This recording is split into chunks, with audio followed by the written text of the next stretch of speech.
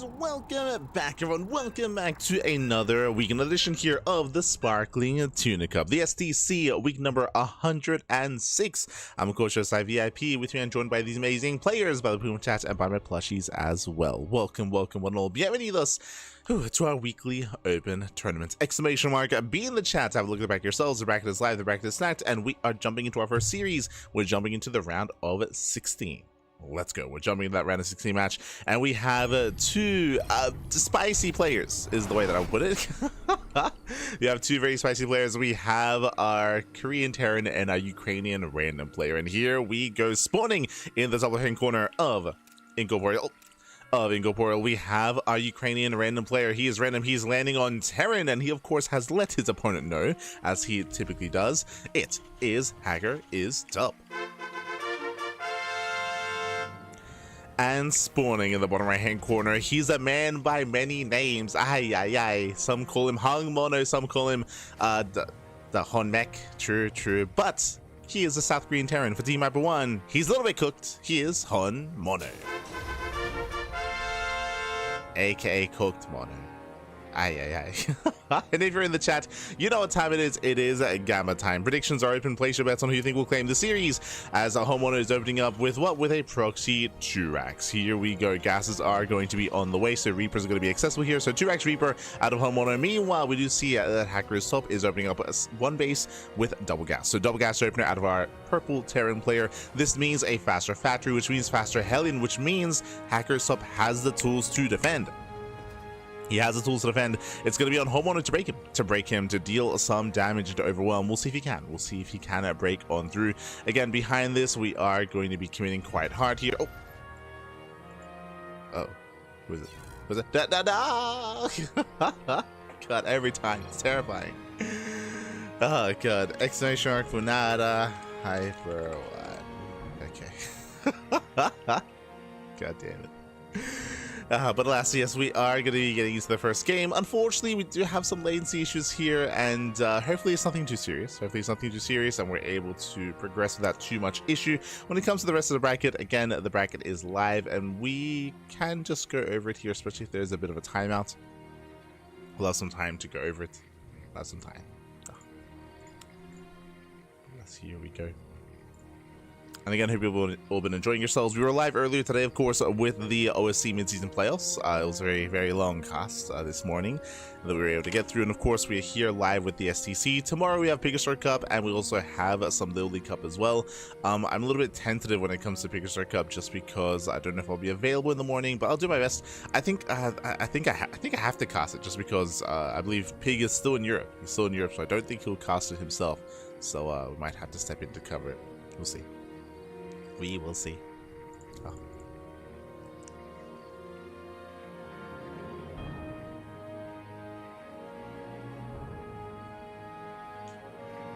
So we are settling in. And it looks like there is going to be a dropout. But Smerge, happy Smerge. So I guess we do have some time here. We have some time to go over the bracket itself while we wait for our players to get ready. As you can see here, we have a full round of 16, and we are here in the bottom portion of the bracket. We have Homeowner versus... just like that. But we have Homeowner versus Hacker's Top at the bottom portion of the bracket. That is going to be what we're going to be casting live here. Meanwhile, we do have a Creator versus Dark Lorax. That is going to be just above us. So the winners, they play against each other. Scrolling up, we have Rebellion versus Gref in the PvP. Scrolling up, we have NightMare versus Ragnar in a PvZ. Then we have Nicoract versus Triple. We have Percival versus Hatsu. Lelix versus Akedon. And Solo waiting for the winner of I keep saying Microflex, Microlife, and David Hoss. So it's waiting for those players to conclude their series. When it comes to this event as well, unfortunately we are going to be clashing with one of Wardy's events. We didn't know that it was going to be happening. It was a last minute announcement, but Wardy did announce a 2v2 tournament to help showcase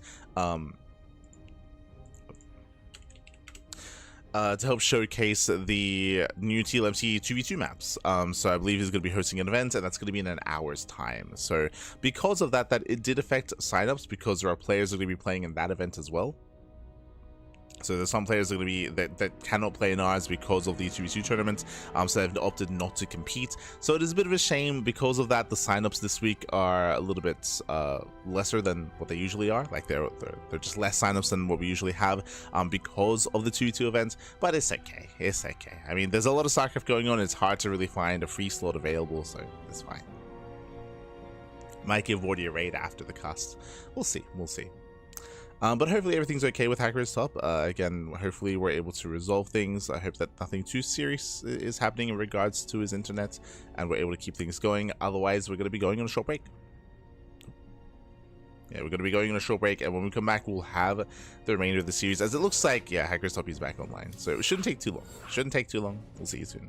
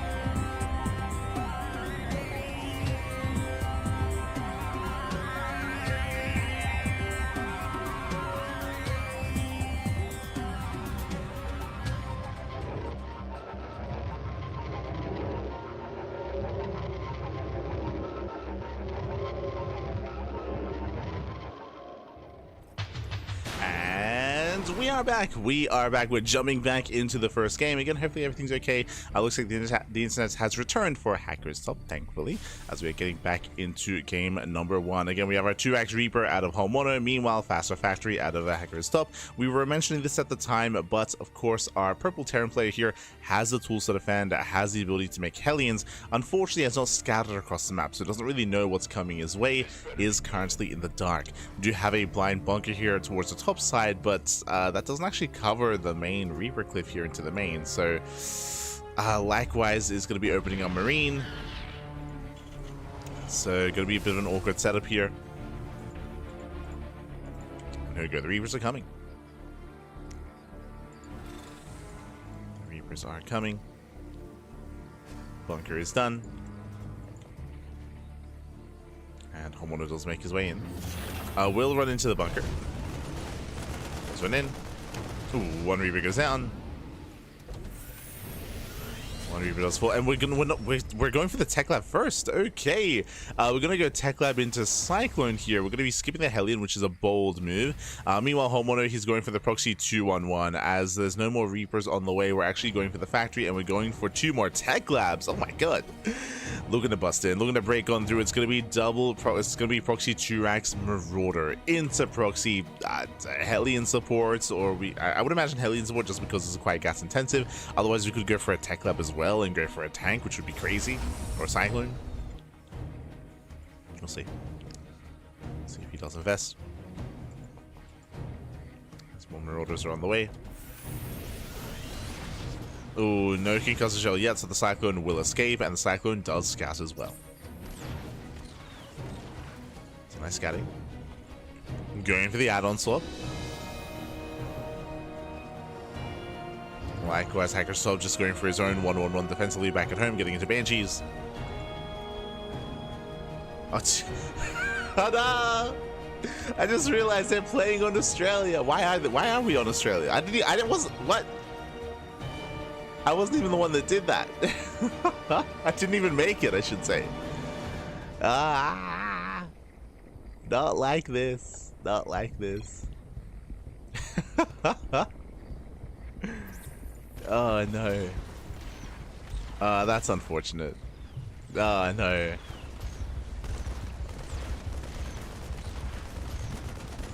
I would imagine that because I'm in Australia, it went to my server, even though I wasn't even the party leader or the lobby host. I didn't even make the smooch.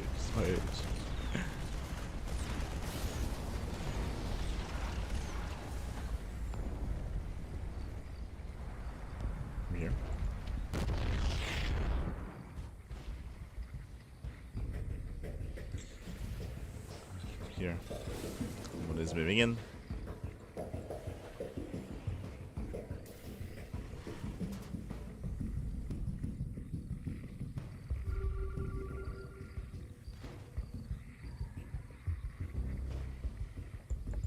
As Scan does reveal what he's producing. Thankfully, he's making Vikings, which will help against the Banshees. True. Banshees are zoned away. Tanks are slowly gaining ground. And Homeowner is moving in. Supply blocks hackers up. Ooh, that's going to be 3 tanks. They will get the volley up. They get the first tank.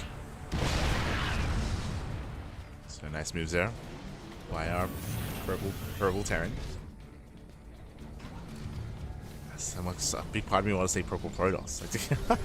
I know, yeah, the scan does get sniped in the end.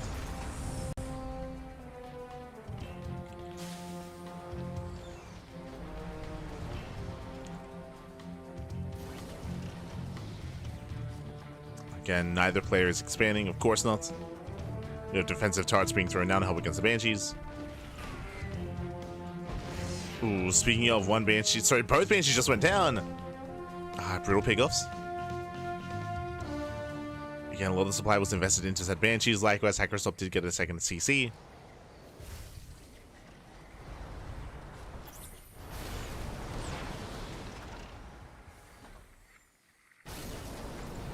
Oh. Barely out of range. Just barely. Liberation has arrived, and this should be the kill move here. I mean, it's meant to be. As it was forced on siege. Sends away the purple layer. Oh, as Hormona does fly too close to the sun there, it does get burned. Gotta be so careful with your tanks.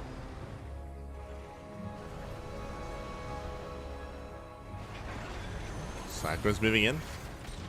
No, not again. This, yeah, it's a little bit unfortunate. Oh, go back. We're back. It's okay, man. It's okay. As Cyclones do get caught out. Again, a little bit messy here, but Hackerstop does have the Viking lead. And is he getting another CC? He's double expanding. Yeah, hopefully everything's okay.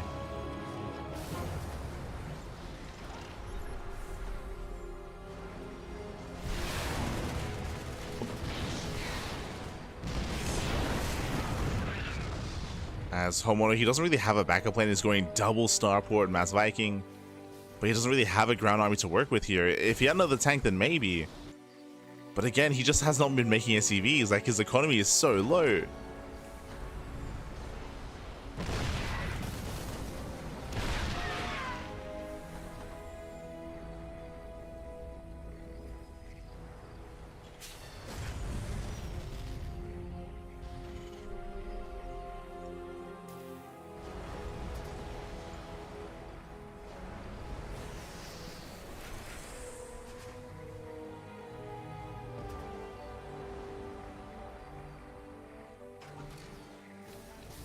Worst case scenario as well is if there is going to be another lag out that Hackerstop is going to have to forfeit.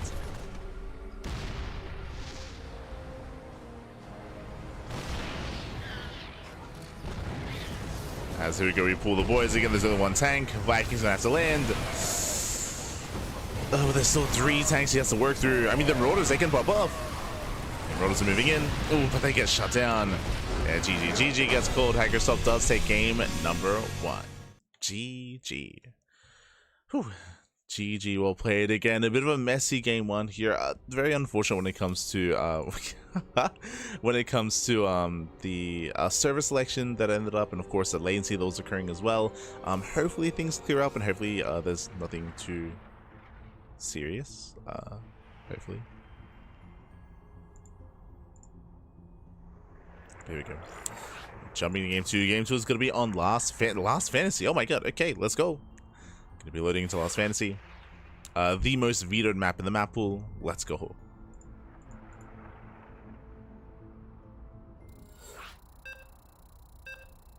As there's the one and only 3-player spawn map.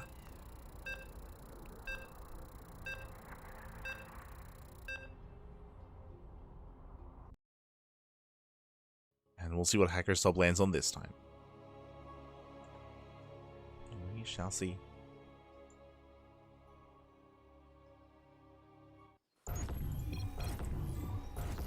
There we go. As spawning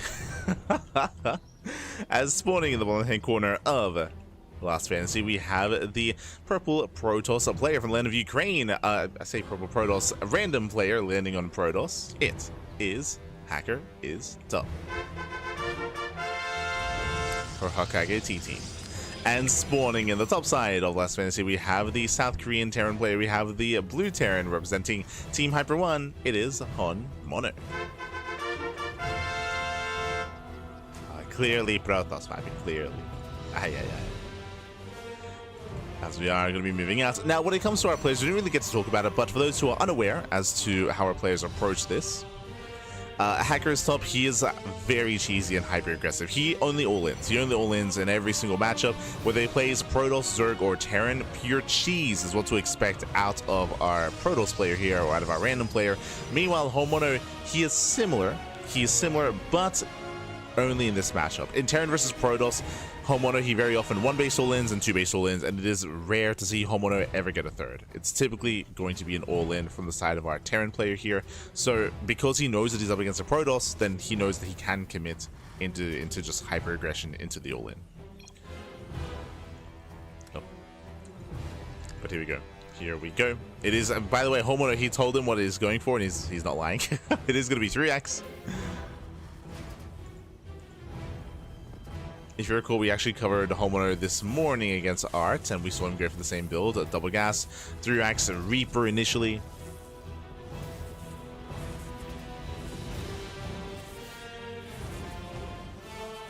Did go 3x Mass Reaper, and he pulled the boys, if you recall.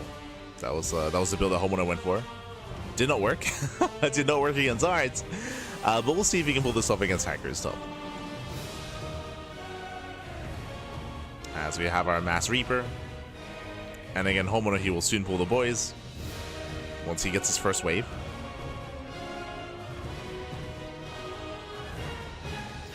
I mean, Homono, he has to find him first. True. He does have to find his opponent before we send it. Reaper moves in. Does get eyes on Hacker's Top. And there we go. The boys are being pulled. It's all or nothing. Homono is all in. Oh, pulls back with the boys. Okay, okay. I'm curious what he saw to tell him to not commit. So he doesn't pull the boys. I mean, he pulled them for a moment. Ah, going for 1 base ghost. Okay. Mid all in, he is changing his mind. He's changing his mind here. He's going to be adjusting the build. So he started with Mass Reaper, was going to pull the boys, pulls them back, and now is switching into ghosts. All on 1 base. Add-ons done. Took long enough. God damn it, Homono. God damn it. You know, Homono, he does fan out. Does not find the proxy. It's going to be a 1 base all-in from Hacker's Top. Do you think it's possible as well? A couple of things happened. Remember, he told him he was going to 3x, and then Hacker's Top told him he was going to go 1 base DT. Going ghost like this is a way to reveal Dark Templar and to shut them down. It's possible that Homono is taking him seriously.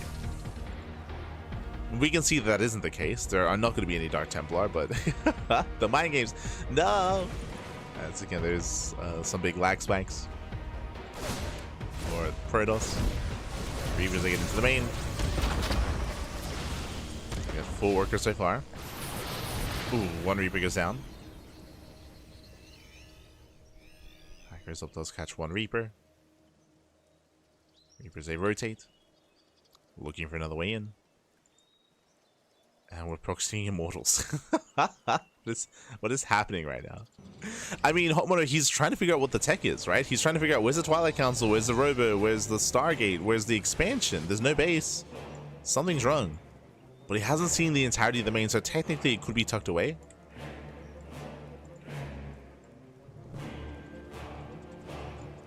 Yeah, he's going to check. He's going to check behind the mineral line. He sees nothing. Now he knows.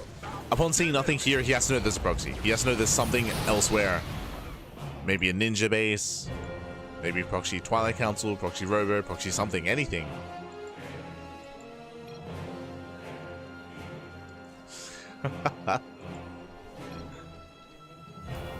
Ah, let's go.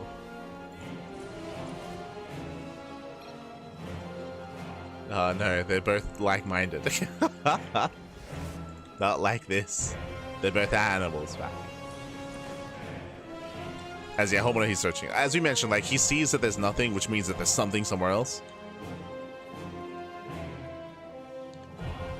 So Homeowner does fan out, and he will find the proxy robo. I mean, he finds it as the army's moving in.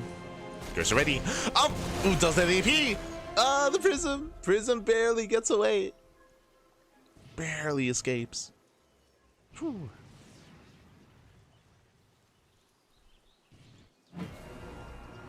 But last, now Homeowner will have the economic advantage. He's expanding. He gets expanded. He's got plenty of VMPs. He has a greater army.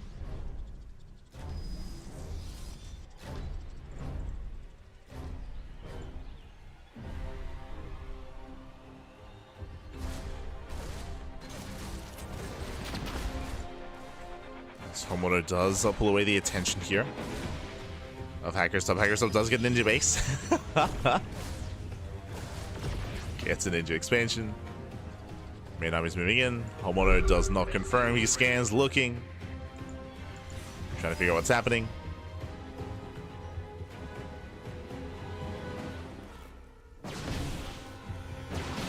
Oh, EMPs, they do land, but now the force fields out. Force fields lock down 2 of those ghosts. Oh, and then 1 goes. Oh, there we go. 2 ghosts to fall. Bit of miscontrol towards the end from Homeowner. Does catch 2 ghosts. Does catch a couple of Reapers. EMPs are landing. Oh, the Immortal unscathed. Hacker Stubby does pull back.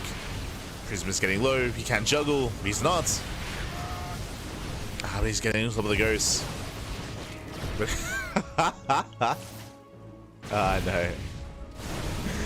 I mean, he's barely not pushing in. The boys are being pulled, and with that Homeowner, he should hold on. He should hold on. I say that. Here comes the second Immortal. He's got 2 Immortals. Ah. He's up to 2, but we have 5 ghosts. Ghosts, they land the EMPs. They take down the Prism. Prism goes down. Only Immortals remaining, and the Immortals, they will fall. In the end, Homeowner, he survives, but he's down to 9 SCVs. He does not have an economy. Cost him all the boys. He lost all of his workers. Now, thankfully, he does have 2 CCs. He can make 2 bases, sorry, 2 workers at a time, but so can Hacker's Top. Remember, he does have that Ninja base.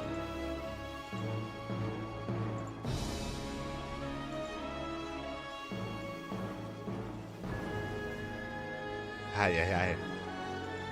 Homeowner would benefit so much from a factory in the starport right now. His army is so incredibly low on HP.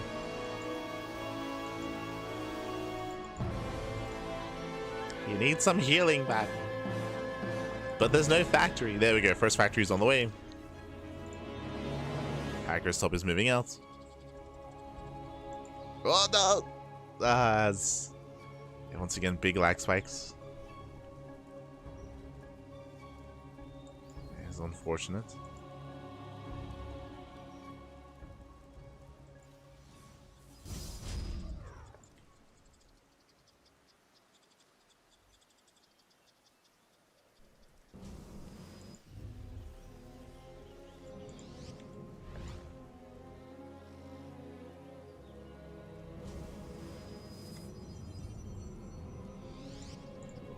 So we are moving in.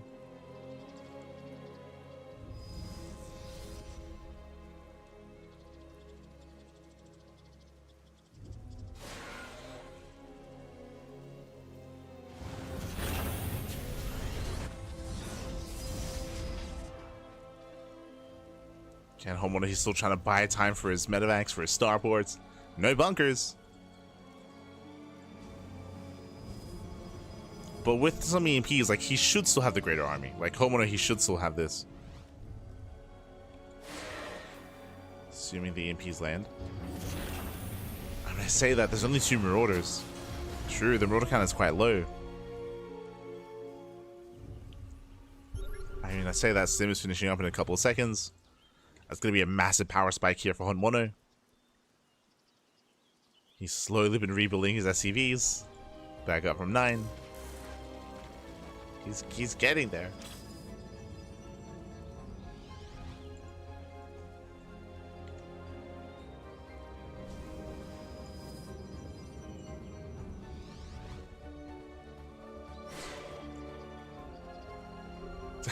Oh no! Homono still hasn't found the base. Oh, he gets a ghost. Enough for a ghost? That's a worthwhile trade, actually.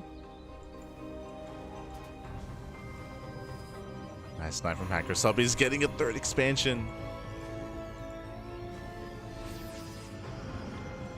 It's getting out of control. Ooh, ghosts are exposed. Barely do get away. Boys are being pulled. And there's that stim. Yeah, there's that stim. Takes back the main army. No force field. And you can chase through the speed zone. Actually going for the base trade? Oh, Jesus, where are we going? What's going on? Where are we going? We have our first medevac. It's going to be completely drained. But we got it. Ooh, Colossus on the way. I mean, we spoke about the big power spike with Stim. That is true, but you can see here that because of the limited medevacs, like, Stims are quite finite. And the Colossus is designed to just shut down this bio army. Right now, there's no room for Vikings. Like, we have to make medevacs. So the anti-air is very limited here for Honmono. He moves out with a double drop. Colossus moving in.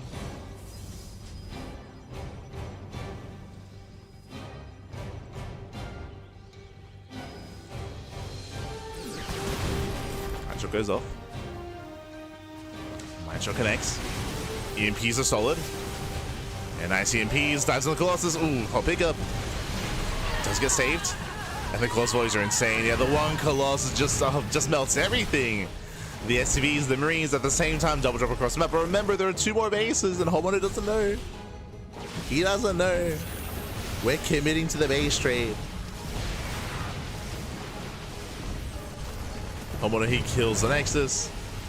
Can he make a stand? The mine shots. Ooh, nice EMP. Colossus does not go down, just barely gets saved. Colossus on what? On 5 HP. The boys send one of the boys to call the Colossus. No, let's go! He's going in! Oh my god. The Colossus down to 1 health. 1 hit point. The 1 HP Colossus survives. At the same time, Homono is looking. He's looking for bases. There's a recall. Recall's back home. Homono, he has no economy. The longer this goes on, the better it is for Hacker's top.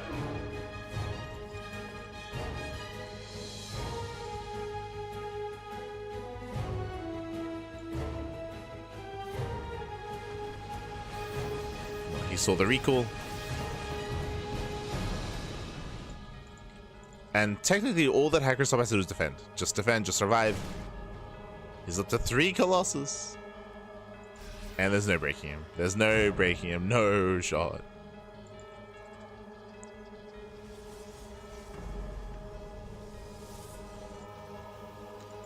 Homono, he pulls away. He's making Vikings and he's making SCVs. Homono, he's down to 4 SCVs. 4 workers.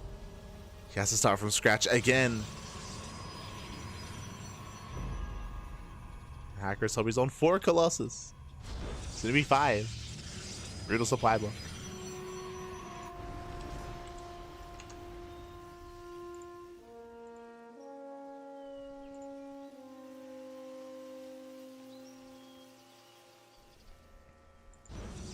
Disruptors on the way. And Hacker Sub, he should just get further ahead from here. He just fully saturates, take a 3rd base.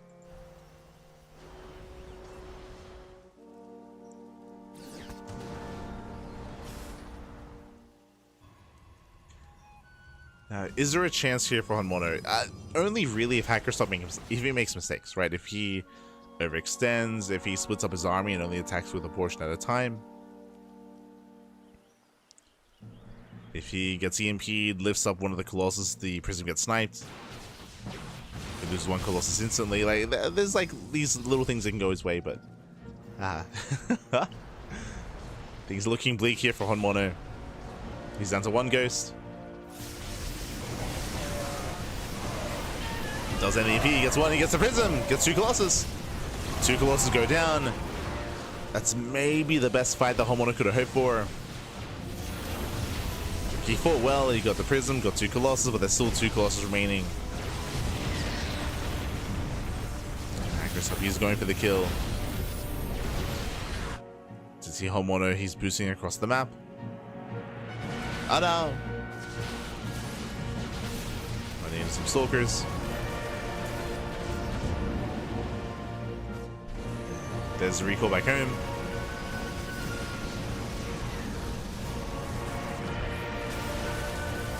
Oof. Yeah, there's a recall, disruptor goes down, but these are still better trades for a hacker stop. Game of the year. They're both animals, both animals. GG gets called, and Hackerstop will claim the series 2-0. Will advance on to the next round. GG. Animals. GG, well played. Congratulations.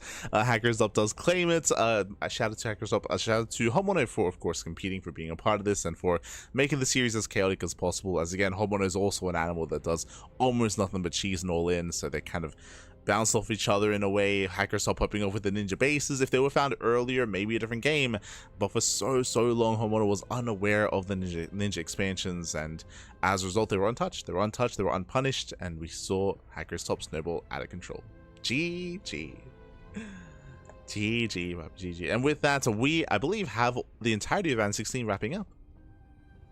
Yep, almost. Ducklings versus Akedon is still ongoing. That's a PvP. That's still mid-series, but outside of that, all the other matches have concluded. We have Solar. Solar takes down Dave Latos 2-0. Percival takes down Hatsul 2-0. Nicoract takes down Triple 2-0. We have NightMare over Ragnar. We have Rebellion over Gref. We have Creator over Dark Lorax.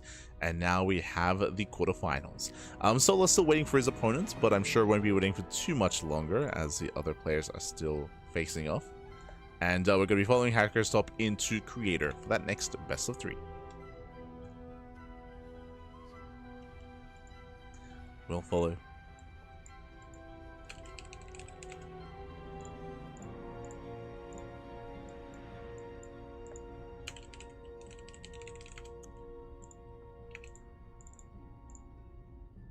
Here we go. As Vetoes are underway. Vetoes are underway. And we're going to be going on a short break. When we come back, we will have that next series. We'll have Creator versus Hackerstop. See you soon. See you soon after the break.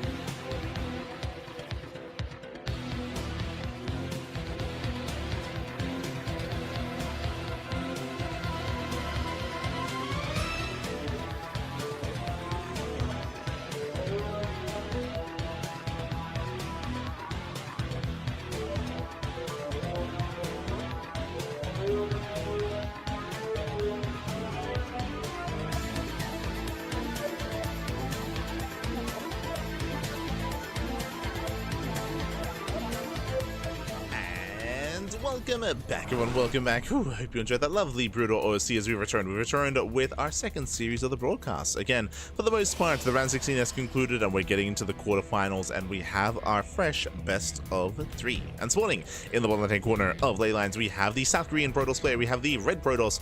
It is Creator. And spawning in the top right-hand corner, we have as opponent, we have the blue Terran player, the blue random player, rolling and landing on Terran for Hokkaido T-Team. It is a Hacker is Tough.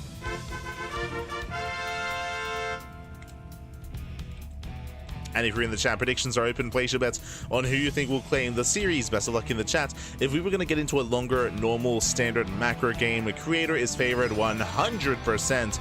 But, as you saw in the last series, Hacker's Top is very cheesy, very unorthodox, willing to think outside the box, and is often very chaotic in his play with every race. Of course, does let his opponent know who is playing, what he's playing as. It's going to be a TVP here, Terran versus Protoss, and we're expecting an all-in. We're expecting like a 2-base all-in, maybe 1-base all-in out of Hacker's Top. It's going to be up to Creator to determine what exactly is going on, and we'll see if he can. Creator is still favored coming into the series for sure, but Hacker's Top can cause upsets. Speaking of, second racks further back in the main.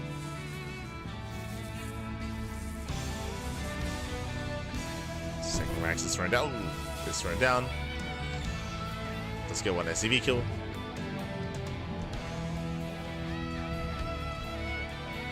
So far kills one worker.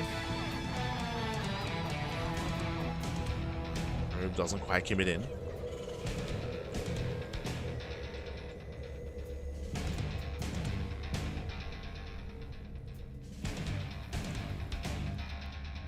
Quite. From here, we are setting up for a 1-base all-in here. We're going for a 2-1-1 setup. 2 Raxes, 1 factory. We could throw down a 3rd Rax after this, or a starport. Let's see what he goes for. As we're fully rolling up, and we are going for a hidden tech lab. Okay, so with this, we can go into concussive shell, into marauder production. Otherwise, we can go into stim, into a more heavy marine setup. It's going to be Marines.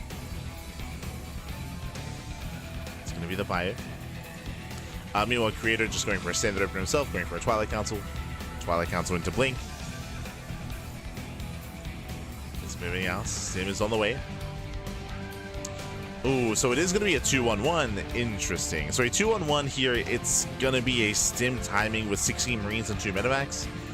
I say that the factory will be able to produce tanks or cyclones as well. That does see the factory, does see the add-ons, doesn't see much else. Oh, and this is actually quite smart, going for a DT opener. Creator throws down the Dark Shrine. DTs, they hard counter 1-base all-ins. The reason for this, as you can imagine, no detection. Right, when you're going for a 1-base all-in, you're muling so hard. Your scans are limited because of the mules and because you only have 1 CC as well. So DTs are a hard counter. I'm curious if Creator knows about Hacker's Top, if he's familiar with him as a player. Or if he was even watching in the last series. May have been.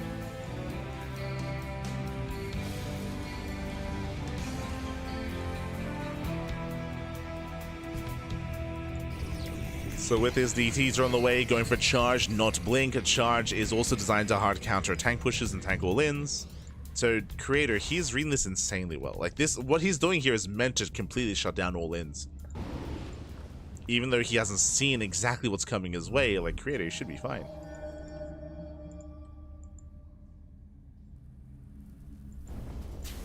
Drop is moving out. Add-on swap into Raven. Okay, interesting. This will disrupt some of the bio production here. DTs are going in. Drop into the main.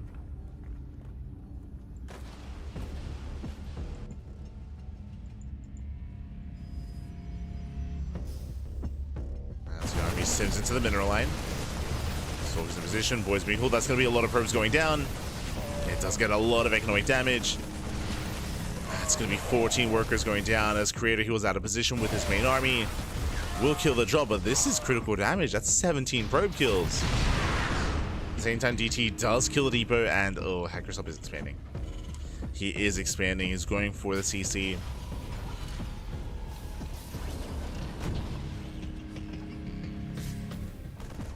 This means that Hacker's Up is behind. It means that he's strictly behind here. It means that he's abandoning the all-in. And Creator can just make workers from here. No, he shades into the main. It shades into the main base. More SCVs going down. Workers at Hacker's Up cannot afford to lose. And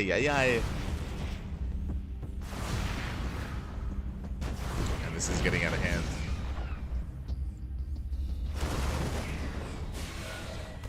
Meanwhile, Creator he also scouts. He confirms Banshees and Cloak Banshee on the way as well. Again, just very tech heavy here on one base.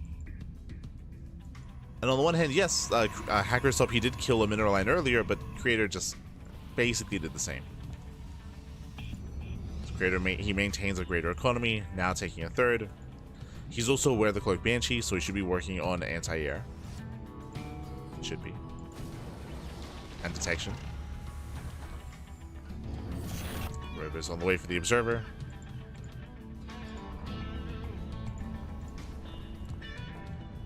And Hacker's Up, he's slowly expanding.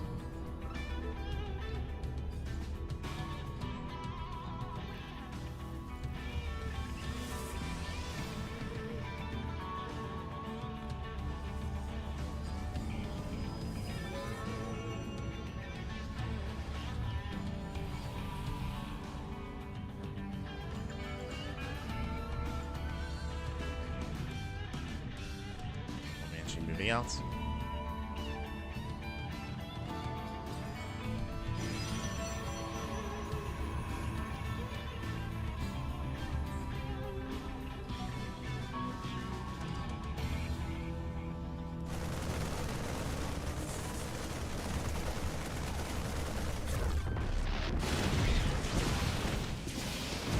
Banshees, they attempt to harass. They do get 6 probes, which is okay for one Banshee. Second Banshee, though, is getting quite low and doesn't get much more.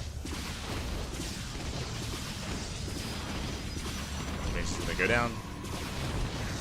It's 2 Banshees for 7 workers.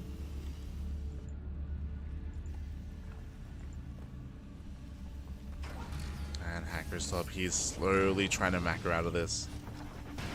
Does go for the Mass on Siege. Is indicative that we might just push. Yeah, we pull the boys. We pull the boys. We pull every single boy.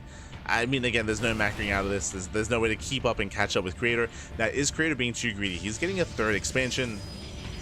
Creator, the army is actually lacking here. He's taking up into Colossus. This all-in might still work. The armor size is insane. Thanks to Siege. Zella confirms lack of workers. That's a lot of boys. Hey, your base is under attack. It's a trap. As Hacker's Up, he does that position Creator. He gets onto the high ground. Creator will get 1 tank though. That's still 4 tanks sieged up. And Creator, he's zoned away from his own natural. Oh, but the tanks are exposed. No, the tanks. Yeah, the tanks are exposed. The tanks are all going to go down. That's a lot of Marines, though. Yeah, too many Marines, and with that, Hacker's Up, he's pushing in. Oh no! Tanks stay on siege at the wrong moment. And that's going to be every tank falling. Colossus does arrive just in time as well. And with that, he gets a full surround. Creator surrounds the army. GG gets called. He shuts down the Terran, and Creator takes game number 1. Whew, GG. That Colossus was... It was so close. It was so... If the Colossus was any later, if there was no Colossus there, then potentially Hacker's Up could have broken through. I say potentially just because, if you recall, unfortunately he wasn't doing the best job when it comes to protecting the tanks. I do think that he could have been a little bit more careful in his execution. If he had kept his Marines back to protect the tanks and slowly push forward, then he might have just won the game then and there. But he kept abandoning the tanks. All 4 of them did go down, and GG. GG, well played. With that, we're getting into game number 2, and we'll see if Creator can clean it up. We'll see if Hacker's Up will fight back. So this game 2 is going to be on Tokamak.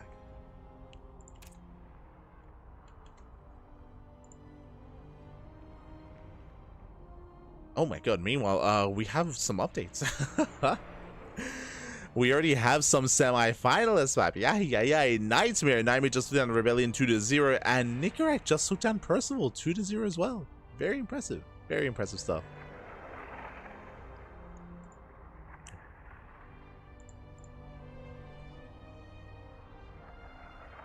Here we go. So we already have some semi-finalists. Of course, we're going to be following this series into the lower semis, is the plan.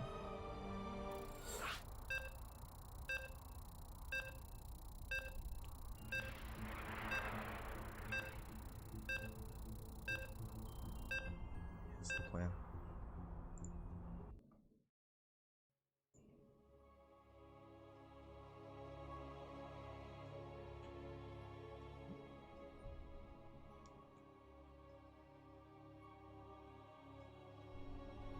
As we are getting into that second game.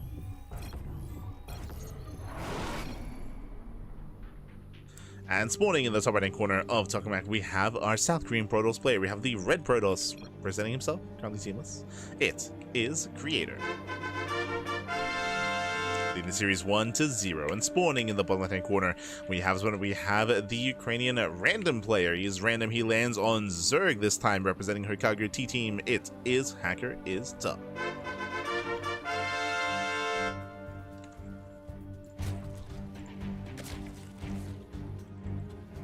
Go.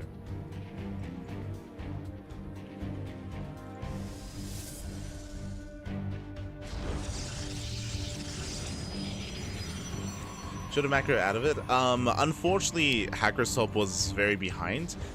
We were trying to emphasize that, but even though Hacker's Top got, what was it, like 14 probe kills across the map, he was on the one base for too long. Again, he was on the one base economy for too long. That's why he had to pull the boys, because he could not macro out of that game.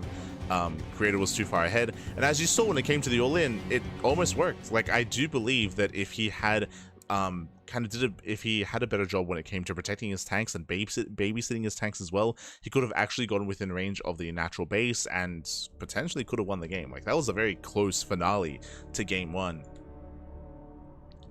But macroing was not really an option there for Hacker's Top. I mean, that's why it's an all-in, right? That's why if you're stuck on one base for too long, like, you just get outskilled over time. Like, Hacker's Top, he was on a timer. On a timer.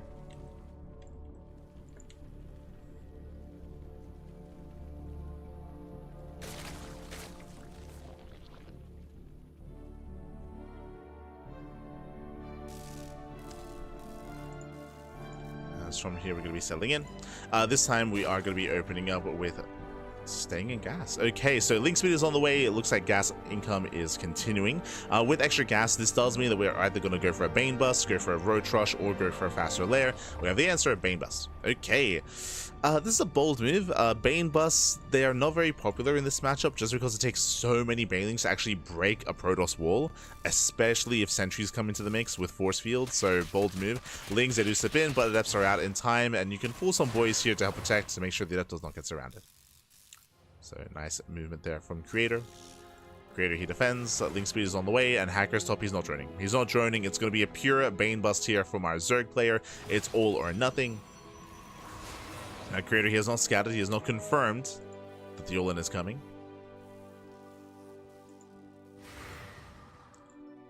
Has not confirmed. Now, this is dangerous. Creator, he's being dragged out into the open. And Link speed is about to finish. Creator has to get the hell out of here. Like, he has to back off. Ooh, he doesn't race back to the wall. These Adepts are exposed. Link speed kicks in. Adepts are going to be surrounded, but because of the shade, I believe he can get away. Yeah, it does shade in time. Whew. Shades back. The probe is here to fully wall off. Banelings are morphing in, and Creator, he does not see the Banelings. He does not know. Doesn't see the Banelings. But he is ready to wall. Shield batteries on the way. Banelings, they should break through. Even with the wall. Wall is broken. Wall is broken. The Oracle does pop out. There's 2 Banelings left. Oh, down to 1. Down to 0. 0 Banelings remaining. Lings, they bust into the mineral line. The Oracle is here to deal with this. And how many probes are going to go down? The answer is only 5 so far. That's not good enough. Gets up to 6. Only six probe kills. Creator, he has 2 bases. He has an equivalent worker count, actually greater than Hacker's Top, and he has better tech as well. So Creator, he survives. He is ahead, and this is a rough position here for Hacker's Top. Again, the Bane busts are so difficult to pull off in this matchup, as we have a fool here at the natural. Hacker's Top is droning, and we'll see if he tries to deviate here in terms of tech. He pulls out a gas, so there's no further tech here. There's no lair follow-up. He's just droning. Creator, he scouts, he confirms. He confirms that droning is occurring, which means Creator, he knows he's safe. He's safe to just chrono out workers. He can just take a 3rd base from here if he wasn't fully walled in. That is going to slow Creator down, the wall. Ooh, and he's going for a Twilight Council. Now, what's scary here is that right now, Hacker's Top, he has to re-drone to try to continue in this game. He's going for a lair first. If we see Glaive Adepts out of Creator, without Roaches to defend, and with Ling Bane, it's going to be a tough hold. Banelings technically can be a defense against Adepts. They can work.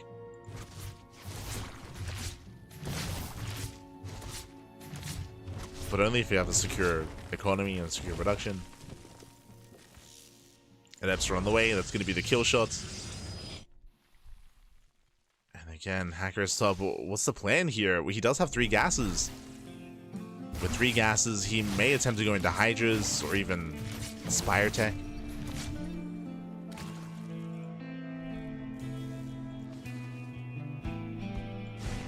Percival's being hunted down. Lair is almost complete. Drone is in position. Now, whether it is Hydras or Spire, both will die to Adepts. is the issue here. And the answer is Hydras. Oof, that's brutal. So it's going to be Ling Bane, Hydra on 2 bases out of Hacker's Top, and Adepts, they trade well against everything that I just mentioned. They trade well against Lings, Banelings, and Hydras. Adepts are moving in. Of course, Hacker's Top doesn't know. Like, he doesn't know what's coming his way. He didn't scout. He's not aware. He has some Banelings morphing in. As I mentioned before, Banelings can be a defense against this, but it's difficult because they're going to be slow Banelings, and they should not connect. Revelation also confirms the Banelings. Adepts are moving in. Creator, he expands behind this.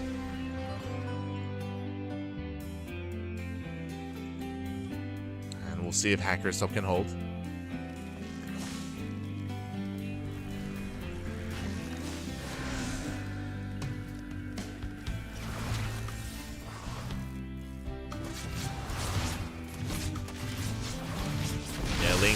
Banelings, they get spent on only 2 Adepts. It's not ideal. Just a handful of Adepts going down. And you can see Creator, he just rotated, he's checking for a 3rd. He's checking for a 3rd base. Creator, he's getting his own. So Creator knows he doesn't have to push in. He doesn't have to try to kill. He's just getting further ahead.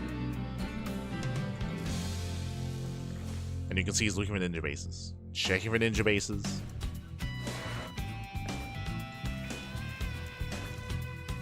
The Hydra count is high enough where at this point Hacker's Top will defend. Adepts said just hit a shade. Just a shade. Just to threaten.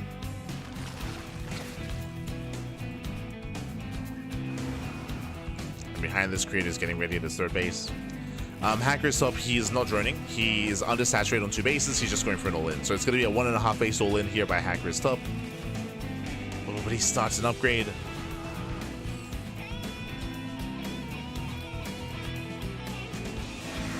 And Creator just has to get ready back at home. Cannons, shield batteries, Blink Stalkers.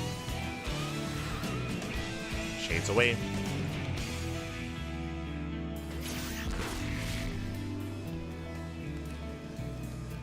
Stasis traps are going off.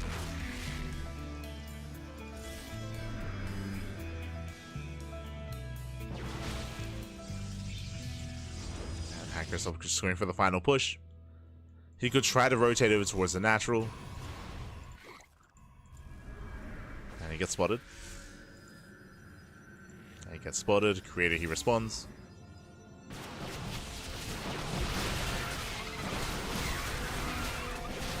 Responds to the army. Picks off the Zerglings. And the Hydra's exposed. Yeah, soon we can just blink in. We just blink on top of this. As it just is not enough Hydras here. Not enough economy. And with that, Hackers will be just running out of steam. GG gets called. Good luck in the next round. And Creator, he will take the series 2-0. Creator will advance on to the semi-finals. GG. Whew. GG, well played. Congratulations, Creator. He does claim the series. Again, a very intense series once again between Hacker's Top and Creator. But in the end, Creator, he did pull it off. GG. GG, well played. He survived the aggression, the chaos that is Hacker's Top.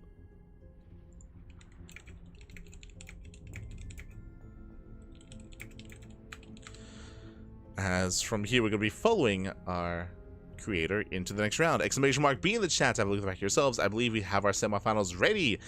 Yes, we do. So we're going to be following Creator into NightMare. So Creator versus NightMare is soon to begin. Oh.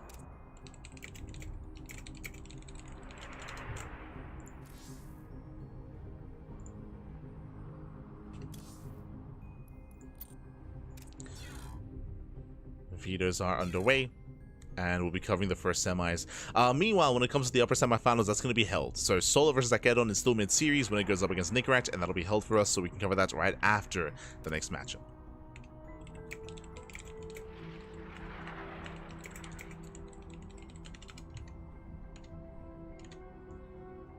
Here we go.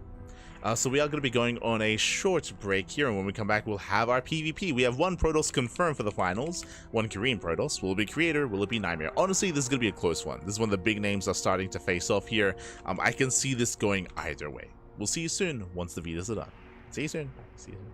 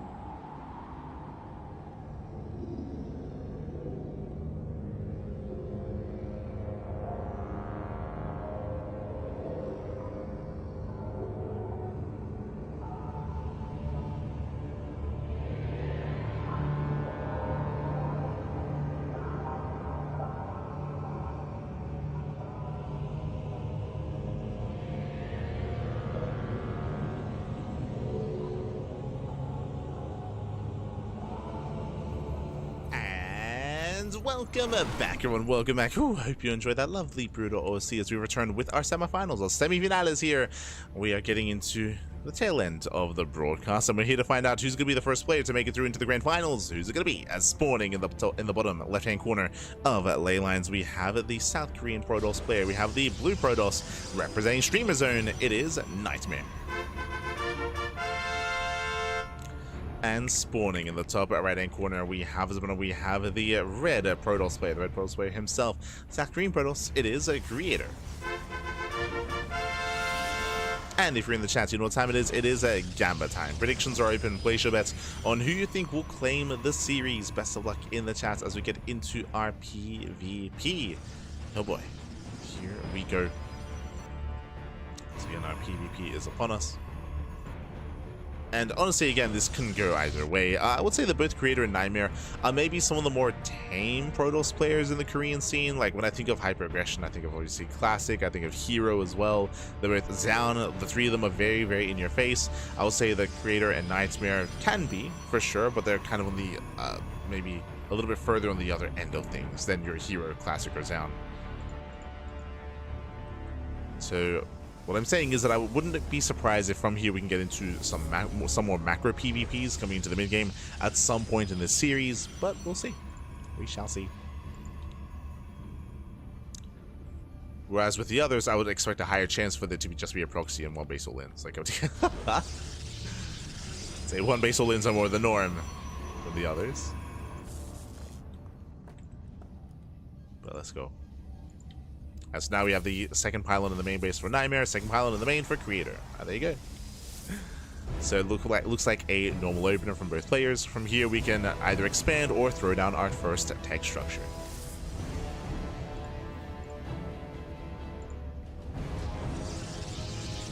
The sound of the fanfare. See, happy see. The fanfare. I should also mention something that I failed to mention at the start of the broadcast is that we do have a new revamped version of Sparkling Tuna Cup now. This is a weekly tournament, but now the prize pool is boosted more so than previously, and this all leads into a monthly finals as well. We do have a monthly finals at the end of September, October, November, and December. For the next 4 months, we do have those monthly finals. It does mean that there's one less weekly for Tuna Cup, but it is replaced, that final weekly, by the Invitational monthly instead. So these players, they're playing and they're fighting for not just prize money here, but also placement and an invitation to that monthly event. Let's go. I think we already have some confirmed players just because of our previous champions. I believe Hero is already confirmed for the monthly finals, if I'm not mistaken.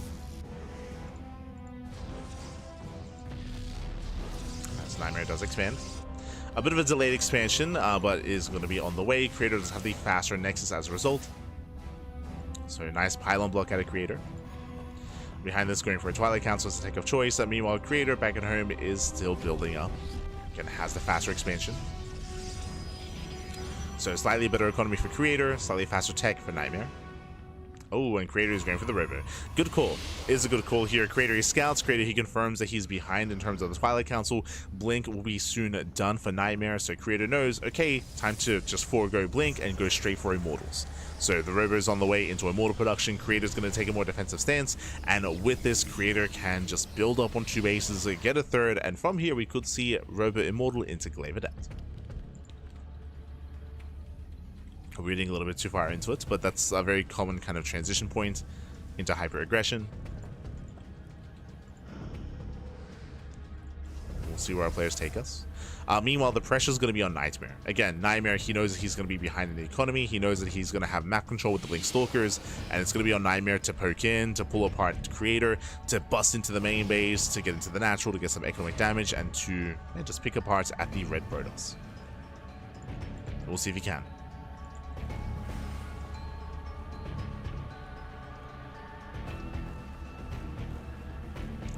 Go. Here is the only confirmed player. There you go. Yeah, here is confirmed. What's the advantage of going triple sentry? Triple sentry allows you a couple of different things. One, scouting, right? Scouting is very, very important in PvP, and it is very meta, as you can see with both players, to go for non-stop scouts, to go for non-stop hallucinations, to check for proxies, check for ninja bases, check for the tech specifically. As you can see here, we have one hallucination on the right, one towards the one towards the top side as well, and we're just checking everywhere.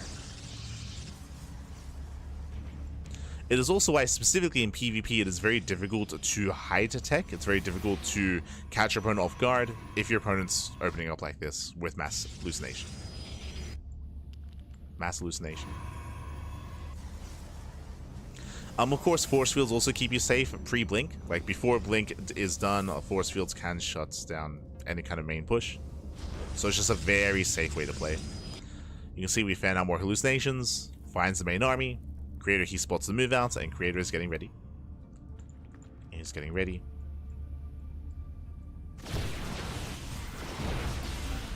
He has control of the ramp. Does force back NightMare.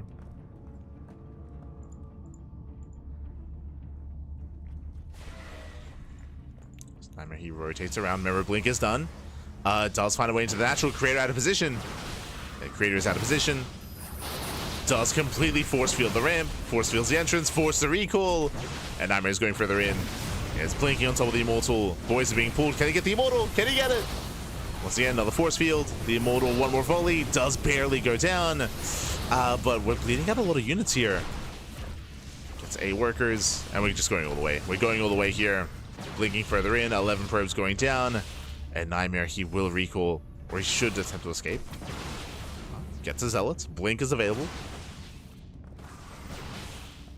Blink is still available. Gets more workers. There's a recall. 12 probe kills in total. And again, that was still a costly trade here. Did lose a lot of stalkers, a lot of sentries in the process, but he cripples the economy. Cripples the economy, gets an Immortal, and now NightMare can build up and set up back at home. You can get ready. Get ready for the counterattack. So again, really nice movements. That was on Creator. Creator, he was just out of position. The army was here at the ramp. He was expecting a main push, but he missed the rotation to the right-hand side. So again, that was on Creator.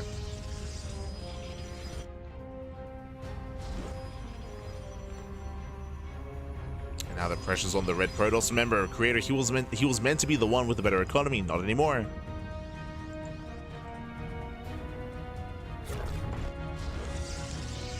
Creator going to charge, going into Archons.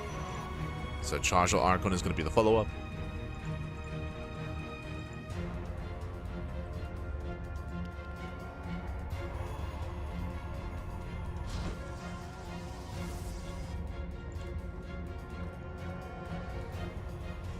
Setting up more hallucinations. NightMare, he confirms there is an expansion. This means that he's aware he's safe. He's like, okay, so Creator, he's not going for a 2-base all-in. He is expanding.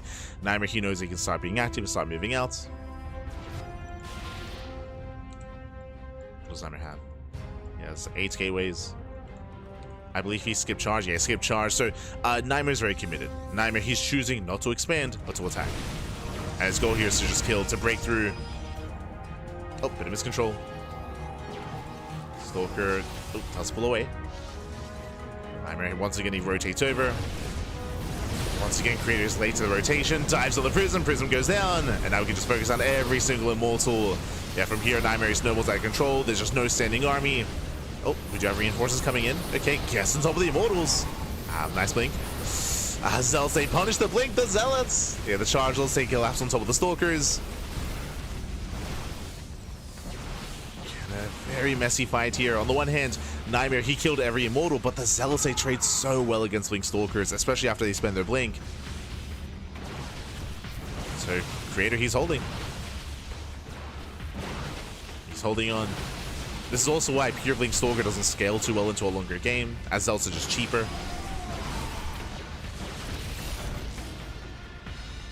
And NightMare forced to expand. Forced to expand. Late 4th base. NightMare looking for more damage. Creator does hold. We do need more Zealots though. And there they come. We get 7 Zealots at a time. And he needs that buffer. NightMare unrelenting though. Nice control. NightMare picks up a lot of Zealots there. That's 19 Zealots getting picked up. Did lose 23 Stalkers in the process though. So again, has been some inefficient trades from NightMare. Does find the Immortal. Nice snipe. See, gets the Immortal, gets one Zealots. Every now and then just picking up a key unit. Another Zealot goes down. Just slowly over time, NightMare with some nice pickups. Push on the Warp in. He cannot commit into the Concave. Oh, he dives to the Immortal though. Yeah, blinks in, pulls away. Just keeping the Immortal count low. And he sees another Immortal. Goes for the dive. Every single time. Takes out the Immortal, kites back.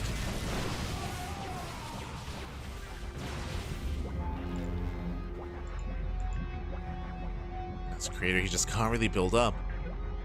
Now what does Creator have though? Upgrades. He already has +2, about to have +1 armor as well, so 2-1 versus 1-0. The reasoning for this, as I mentioned before, is that NightMare, remember, when he chose not to expand and when he chose not to get the 4th base, the goal was to end the game. The goal was to kill Creator. NightMare, he wasn't really set up for a longer game state. He only just now starts +2. And he had to get a late 4th. So there's still a lot of pressure on NightMare. That's why he's been so opportunistic. Oh, once again, diving in. Alright, NightMare, he's been desperate for damage, and he's been finding it. Gets the Immortal, gets the Archon. Creator, who was caught off guard.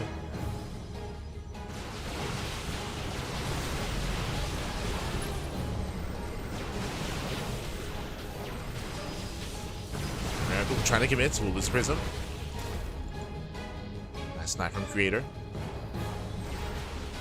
Creator still trying to build up that Immortal count. He's been trying the entire game.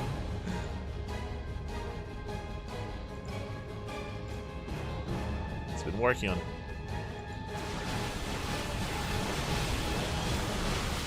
Up a ramp. NightMare has a better Concave. Zelsa is going to be trickling in. Here come the charge lots.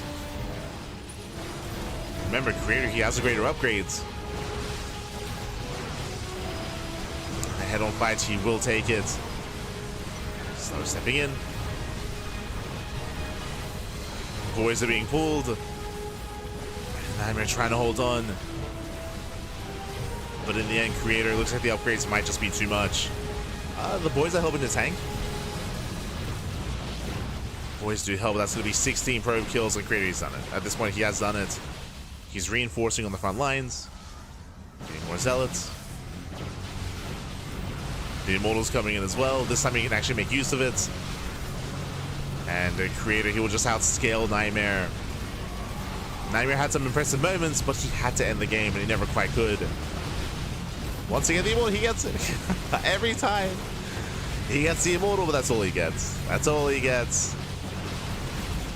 As Creator will overrun, and the Creator, he will take a lead in the series. GG gets called. Creator takes game number 1. Whew. GG.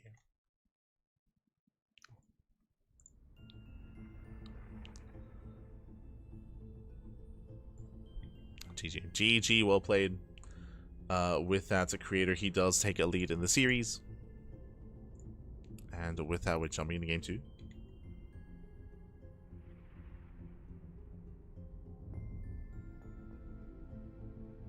Okay. Jumping into game 2, and we'll see. We'll see if Creator can close out here. Now we'll see if NightMare can bounce back. Oh. As we're loading into Maganath.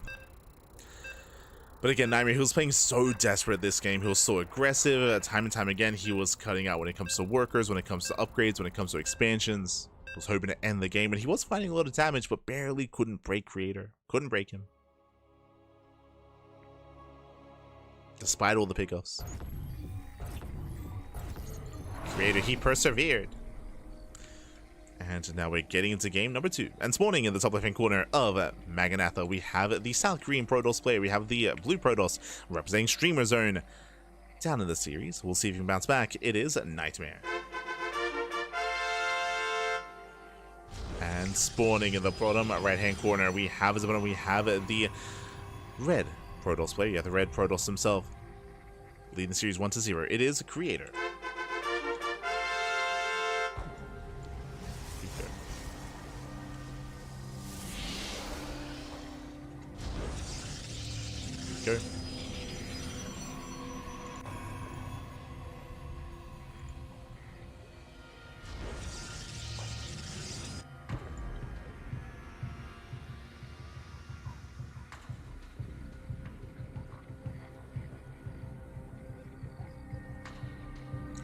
In terms of resources, the Immortal only costs 2 Stalkers. Well, the Immortals, their role there is that they are built to just mow through Stalkers so hard.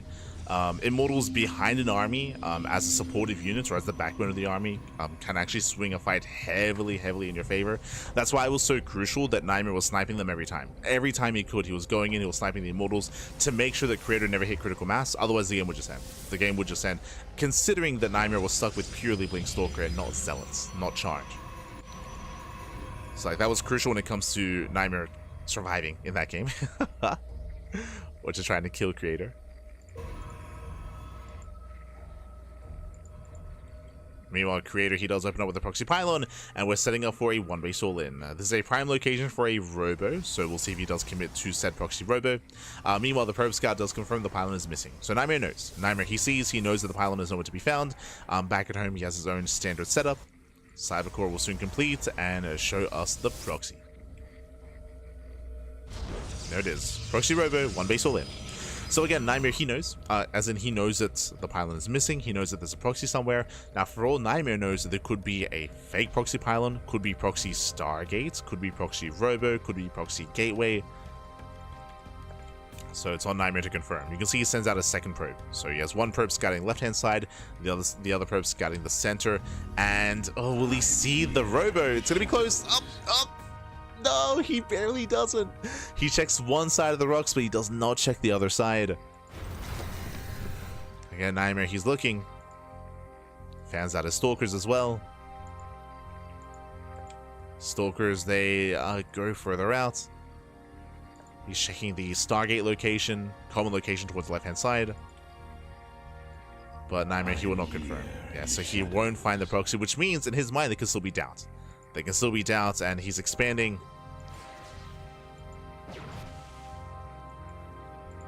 Again, it could be a fake out, for all NightMare knows.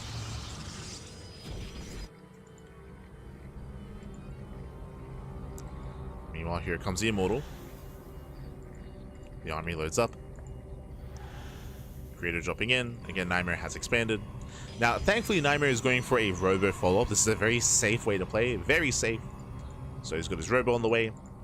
For his Immortal production, that's a must when it comes to surviving this. It can be very difficult to defend with a Stargate, for example, or with a Twilight Council.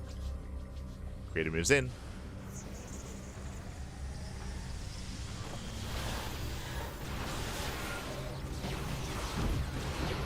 Stage 2, get into the mineral line. Gets 1, 2, 3 probe kills. Aye. They shade away. Not a single adept goes down. Very nice trade here for Creator. And of course, now NightMare knows. Now he knows 100% that it is a one-base all-in. NightMare's getting ready. He has a shield battery at the natural. He does not have a shield battery in the main base yet.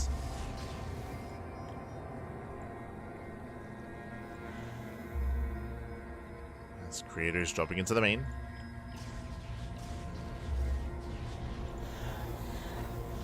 He's dropping in. The boys are being pulled.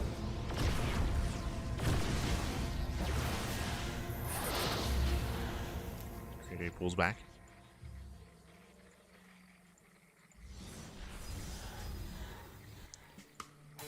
In, pulls away.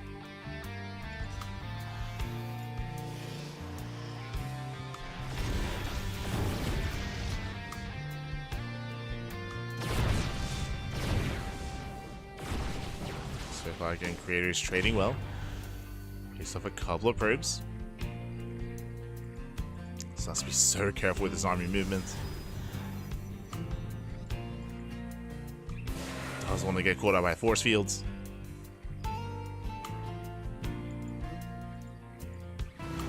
Thread in the shade. Here we go, he commits. Does force himself in. Going for the sentries. They're playing it safe. Pulls back. Pulls back. That was a lot of force fields. NightMare, he's running out. He has 1 sentry full of energy. Great, he wants it. He does get the sentry. Sentry goes down. Oh, but the Immortal, yeah, the Immortal's exposed. Massive pickup. 1 Immortal goes down. That should not have happened. But as you can see here, yeah, the Immortals, they just go to town. The Stalkers are going down one after the other, and Creator, he's breaking through. He breaks through the defensive line. There's just not enough here to defend. Gets over the Stalkers. NightMare is down to 2 Immortals. Ooh, no high ground vision. Here's the moves in. Pierce moves in. Oh, Mortals chase back. A bit of awkward control there from Creator, but there we go. Oh, no! Be careful. Saves the Immortals, goes to the warp in. And Creator, he's looking to take the clean 2-0 here. GG gets called, pops up with the 1 base all in, and Creator, he will take the series 2-0, advancing on to the grand finals. GG. Whew. GG, well played. Congratulations, Creator. He will claim the series. Very intense series here. Game 1, we had more macro play at a Creator, getting up to 4 bases. Game 2, he committed to 1 base all in. Unfortunately, NightMare had a very late scout. He had a very, I mean, he didn't scout, right? It was revealed what was happening when he got his robo, when the warp prism was revealed. So very late realization from NightMare. As a result, he wasn't quite ready for the aggression to come. He did expand first before the robo, so didn't have the best defensive setup, and likewise was caught out on the low ground. His arm was split between the bases to defend both locations, and we saw the Creator was able to rotate and catch him out. GG. GG, well played. With that, congratulations, Creator. He will advance on to the grand finals, and we are jumping into the upper semis. Here we go. We're getting into the upper semifinals. It's going to be a ZVT between Solar and Nicoract. Let's go. The players have been patiently waiting. So we're very quickly setting up. Beautiful. So again, Creator, he does advance on. And he'll play against the winner of this series. Let's go. Spawning in the top right hand corner of ley lines, we have the red Terran player, the red Terran himself, representing the Platinum Heroes. He just took down Percival, by the way. It is Nicoract. And spawning in the bottom left hand corner, we have the blue Zerg player, himself, representing Team Falcons. It is Solar.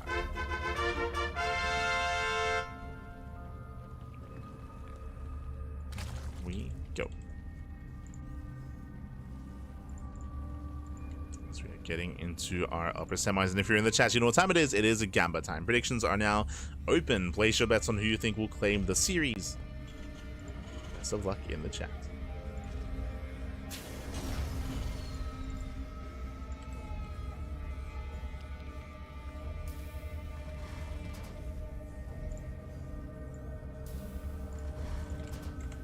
Luck. Sorry, just getting the raffle ready.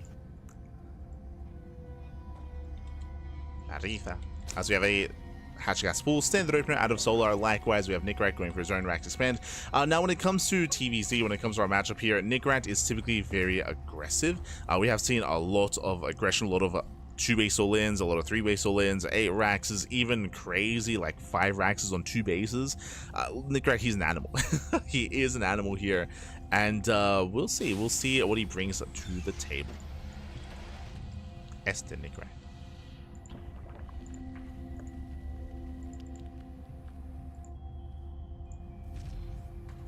As Nicoract, he does go for his standard opener initially. For the most part, my eyes is going to be on our Terran player. Solar, he typically is a more of a reactive player. Typically does react. But here we go.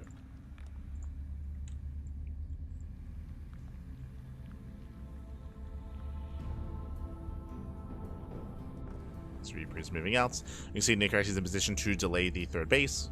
Solar, he is aware of the positioning of the SCV thanks to the Overlord, and he moves over towards the top side instead. Oh, it's going to be close, but the Reaper doesn't check the 3rd location. Nicoract dips in. Solar will expand, but Solar forced to expand at a very awkward position here, going for the linear 3rd. Nicoract confirms with the SCV. Nicoract is aware, behind this going for a 3rd CC before starport. Economic opener out of our Terran. Does open up economically.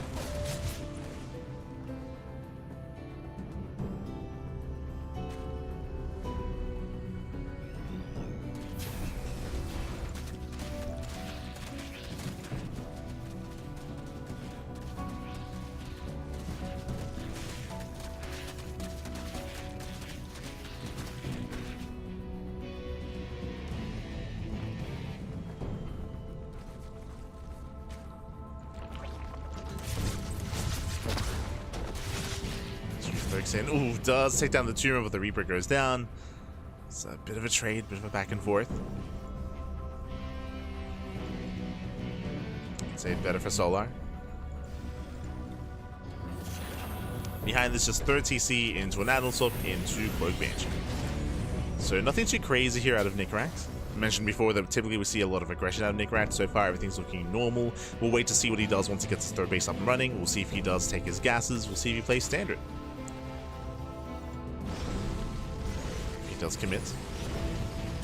Aliens, they do get a couple of drone kills. One drone goes down. Just the one.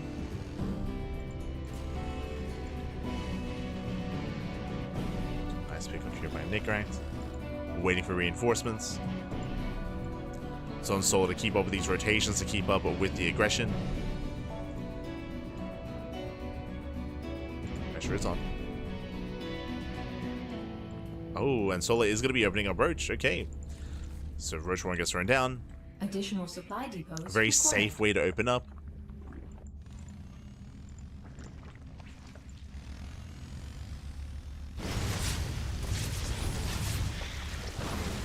Let's do poke in.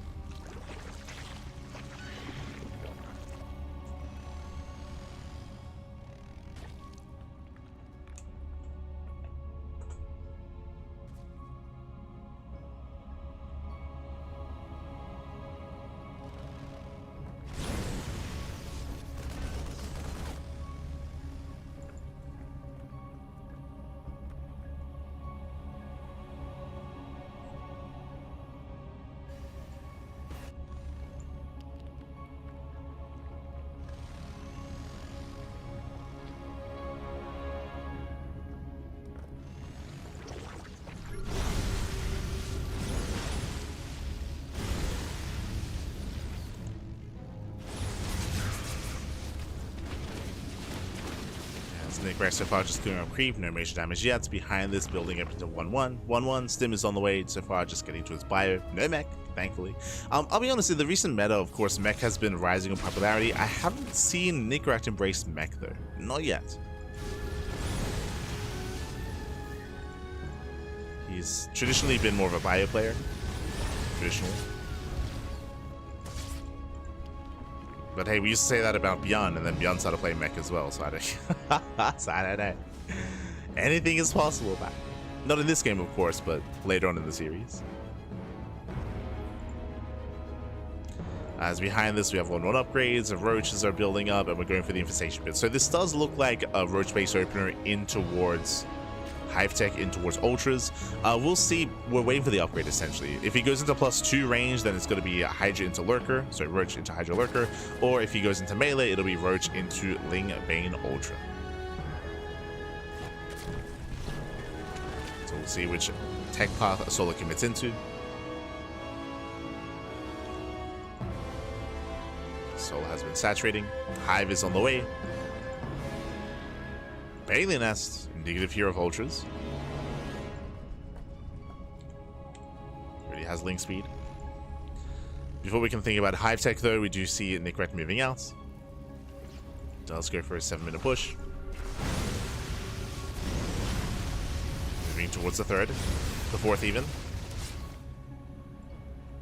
The last Solar's in position, he's ready.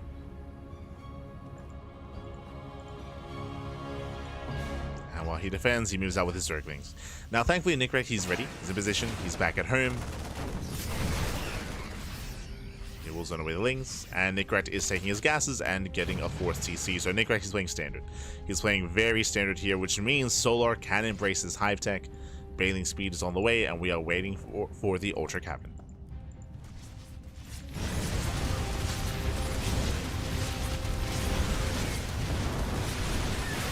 Aliens, they trade. They get 5 drones. 5 drones go down. Ooh, nice and eye on the base. There's that plus on melee. And there's that Ultra Cavern, which again is very standard. So you mentioned either if we get range, then it should be into Hydras, melee, to Ultras.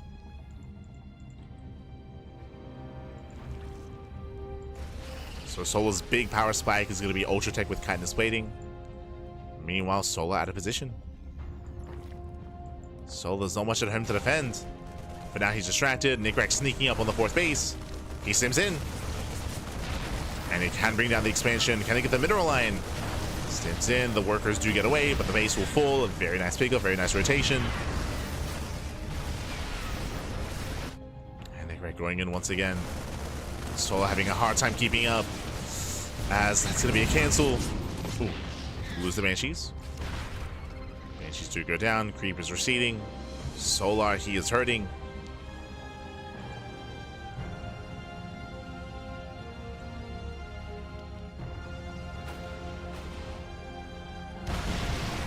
Vipers are out. Here come the Blinding Clouds. Nicely done. Blinding Clouds do connect. The spread is not ideal. So he holds. He defends. Ultra production has begun. Again, he needs a little bit more time for the Ultras and for Kindness Waiting. Until then, he's stuck on 3 bases. The economy is not there. Nicoract has momentum. Now, based on his vision, he saw the Vipers, so he's aware that the Hive is done. True. Ghost Academy's on the way. He's working towards Ghost, but they're not ready yet. There's going to be a window in time where Nicoract has to play against Ultras without Ghosts. It's not going to be easy. There's a scan, reveals the Ultra.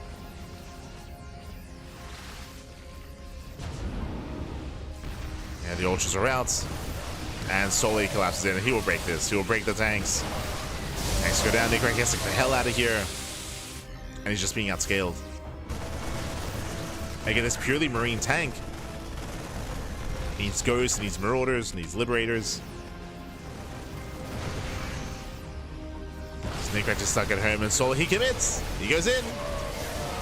Oh my god, Bailey's they crash on in, they connect. Yeah, the spread was too late, the split was too late. And Solar, he will snowball out of control. He will break the defensive line, he will break the main army. Again, Nicoract, he just is not ready for this. He was doing well for himself before the Ultras popped out, but I mean, ideally he would have had to have either ended the game then and there, or ticked up faster into Ghost and faster into the Ultra setup.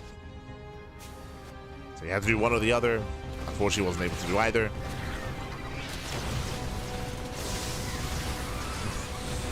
Planetary goes down.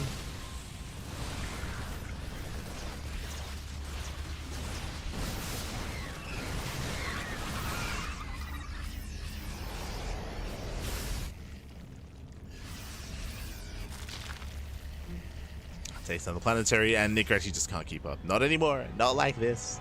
He's stuck on 3 bases. The upgrades are just getting better and better for Solar. This is catching it with +2. It's a mass Powerbomb on the Metamax. Oh no, the Powerbombs! Geez, so much damage! Yeah, the splits aren't there. They're actually get insanely low. Oh, and the Bailey's connect. Bailey's crash in. Ultras push forward, takes down another mineral line. And Nicoract, he's on his last legs. He just can't sustain these trades, can't sustain these losses. Spire is on the way. The one thing that's going to be an issue here are going to be the Ghosts and of course the Liberators as well, but Solo's getting ready for that. Getting Infestors, getting Corruptors. And again, no rush. No rush for Solar.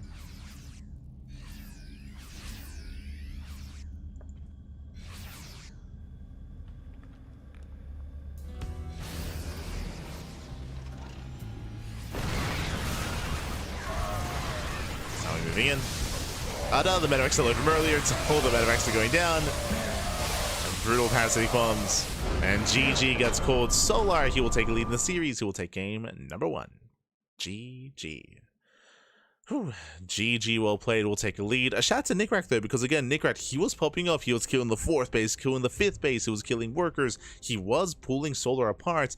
But as we mentioned, he had to do one of 2 things. He either had to kill Solar before Ultras, or he had to get ready sooner.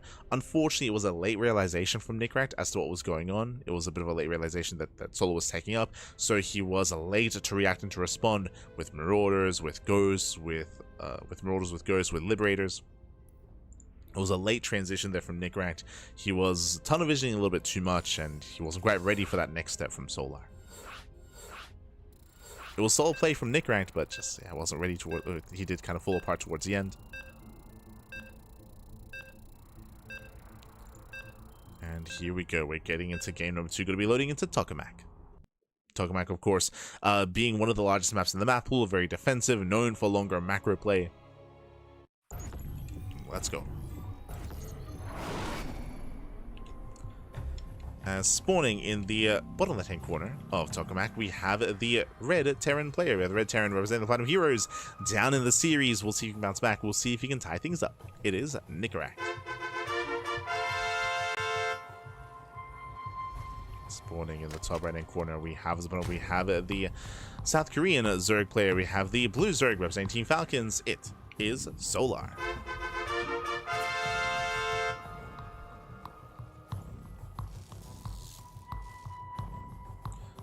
Solar going for attack was a nice move. Well, Solar, the whole point of Solar's build was to hit his power spike with ultras. We were trying to emphasize that, but like that's the whole point of opening up Roach and rushing into Hive, is to hit with ultras. The biggest weakness of this style of play, which we have seen many Zerg players struggle with, is drop play, right? Because you have no Spire, you have no Hydrogen, your anti-air is very, very limited.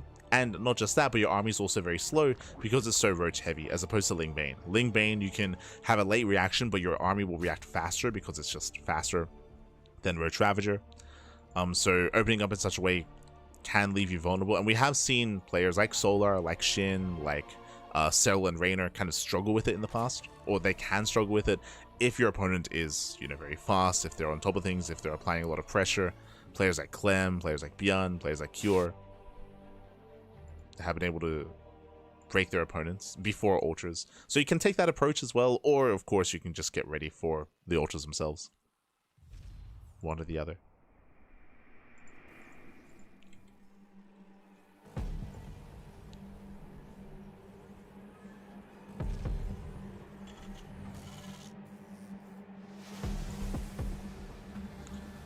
So again, the damage from Nicoract was good, but he needed more. He need more.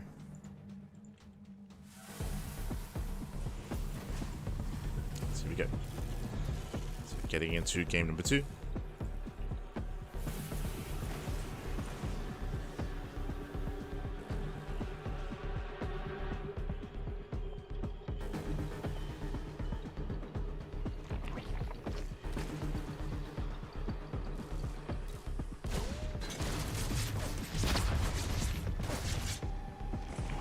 Nicoract pokes in, and we'll see if Nicoract does adjust here. Bearing in mind that last game, Nicoract, he played very standard, like as standard as possible. He went for a 3cc into Banshee, so 3cc Banshee into a 4th base, into Bio Tank. Like that is as standard as standard can be. Coming into Tokamak, I mean, this map also kind of favors that kind of play as well. Oh, let's go. That is not a starport. We do mix things up. It is going to be a 3cc 2-1-1. Second Rax is on the way. Nicoract, he's going to be going for a stronger medevac timing. No Banshees, no Viking, no Liberator, none of that. From here, we're going to be going into a 16 Marine sim timing with medevacs. Now, this will hit a little bit later than usual compared to a 2-1-1, right? A 2-1-1 does hit faster because you're not wasting any money on a CC. This is a macro variation of that with a 3rd command center. Now, there are some pros and cons to this build. The pro is you get to hit a strong time with Stim. Like, Stim is done earlier, your drop play is available earlier as well. True. The downside is your Hellions. You're going to have less Hellions compared to a standard 1-1-1. So the Hellion count is going to be much lower. I believe you go up to 4 Hellions before the add-on swap. Yep, there's the add-on swap to get out of Hellion production. So it's going to be a low Hellion count. That means there's going to be less to apply pressure and less to deny creep. And also less to potentially get into a midline to roast up drones. So that is the one big downside, is you have less of a map presence. So 4 Hellions, that's what you got. Meanwhile, early Roach 1. Early Roach 1 out of Solar, Roach production has already begun.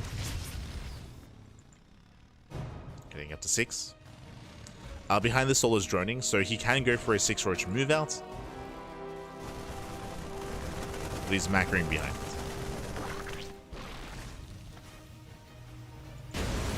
Yeah, Hellions, they do throw in the mineral line. He gets one. The roaches have been seen. Does for the roaches, is aware. 430 layer timing. And the roaches will help defend. Nice wall. Does wall up. Behind this, we spoke about that timing. Stim is almost complete. Medevacs are on the way.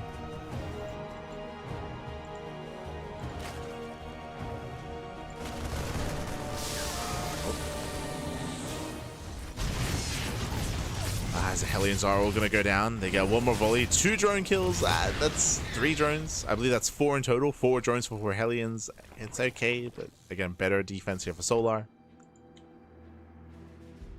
Ooh, and do you see what I see? Double eBay. Double eBay before additional Raxes. This does look like an 8 Rax. So it looks like 3 CC 2-on-1 into 8 Rax. Basically, Nicoract is going to be prioritizing his upgrades. He's going to hit early with 1-1 and early with 2-2. This should be leading towards a 2-2 timing. 2-2 timing attack with the 8 Rax is kind of what we're leaning towards. We'll see if that comes to fruition.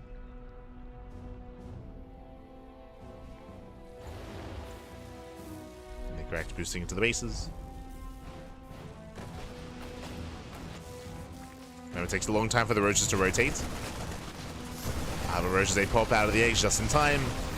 1-2 roaches go down, but the boys are pulled away. And Solar will defend. So he defends the main. Nicoract hunting for creep, hunting for overlords. We're getting up to 5 Raxes, and we're expecting another 3. We're expecting, say, here another 3 Raxes. Oh, never mind. He's taking gas. Never mind. Gas is on the way. I mean, that might just be because he sees roaches to get into a more marauder-heavy composition. True. I believe he can still 8 Rax with 5 gases. But we'll see.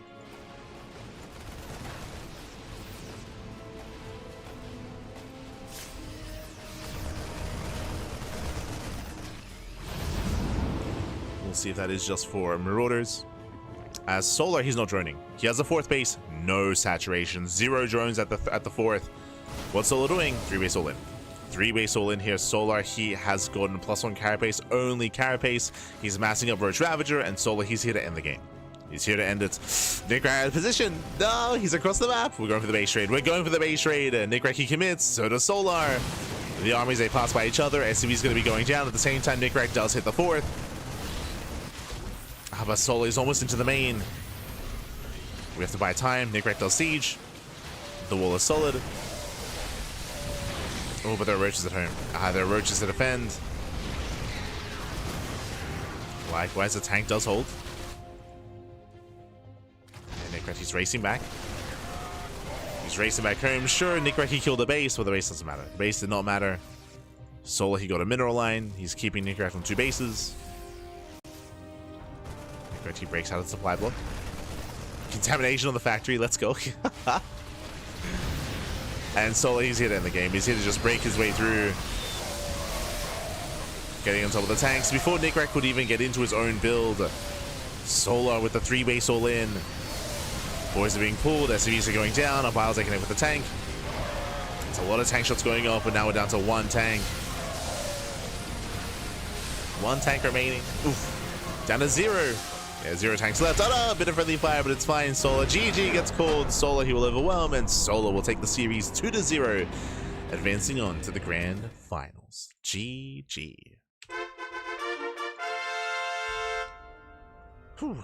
GG, well played, Solar. He will claim it against Solar, this time committing onto a 3 base all-in. No droning, no saturation at the 4th base, just commits with pure Roach Ravager, and Nicoract was out of position. He was moving out across the map, and sure, he killed a hatchery, but didn't matter. Did not matter in the end. GG, well played.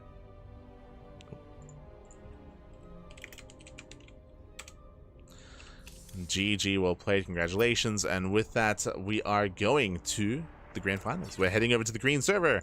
Let's switch our scenes over and catch up on the bracket itself. Here we go. From the top, Solar, he does advance onto the finals, so does Creator. So we have Solar versus Creator in a best of 5 grand finals. I say best of 5. I believe we might end up shortening the finals instead, if our players do agree.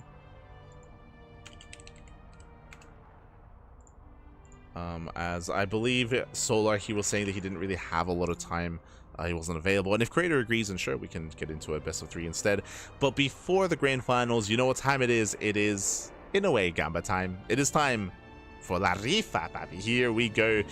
Every single week for Sparkling Tuna Cup, we have a random raffle. Every single week, we have a 5 USD available to our players. We have 16 eligible players. There was a walkover. Unfortunately, I believe Microlife is ineligible for the random raffle as he did forfeit in the first round, but everyone else is eligible, and one person will walk away with 5 extra USD.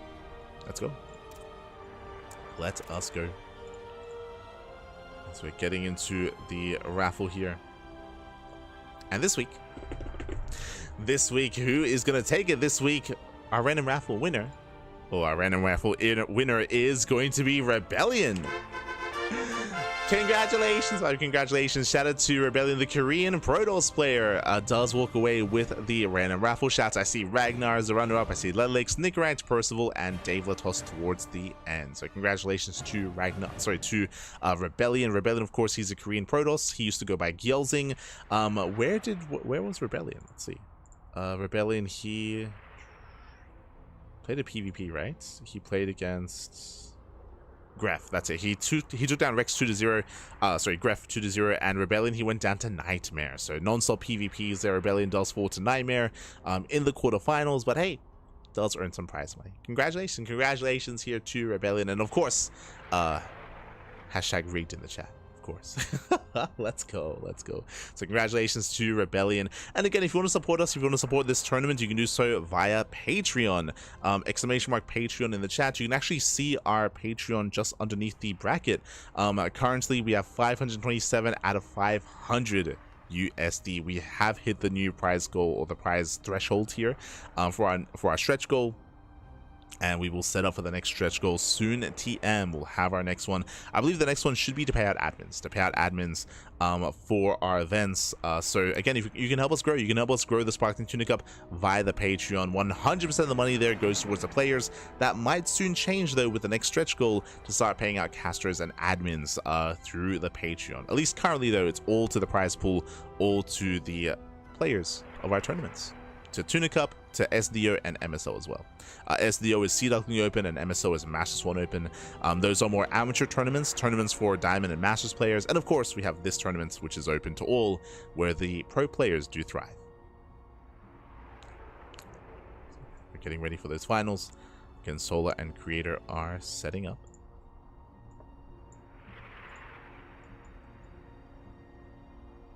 There we go.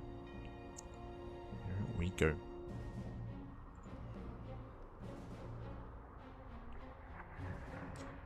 Rebellion Crazy Luck. I think it's his 6th one this year. There you go. There you go.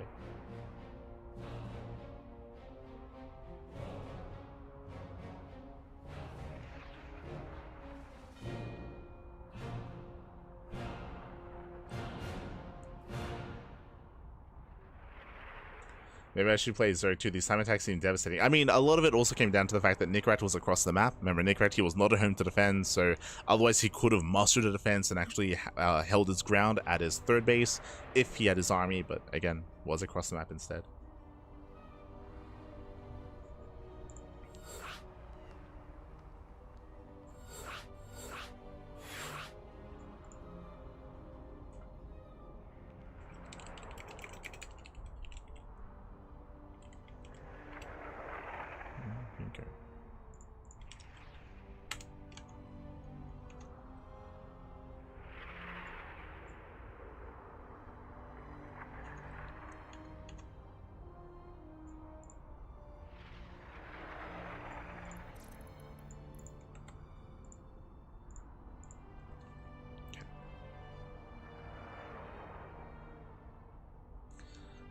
Here we go. We're getting ready for the grand finals. And yes, once again, to reiterate, specifically for this finals, Solar, he doesn't actually have a lot of time to compete. And Creator has agreed as well. So we are all good to turn this into not a best of 5, but a best of 3. Best of 3 grand finals. It's a bit of a shame. It does mean that we have, it does mean that we have some less matches available to us, and I would love to see a full best of 5 between Solar and Creator. But regardless, we at least still have our series here. We at least still have our matchup. Let's go as we're jumping into our best of 3 finals. Vámonos, papi, vámonos. Vidas are done, and game 1 is going to be on Incorporeal. Okay, interesting. We have a lot to get into. A spawning in the bottom right hand corner of Incorporeal, we have the South Korean Zerg player. We have the Blue Zerg representing Team Falcons. It is Solar.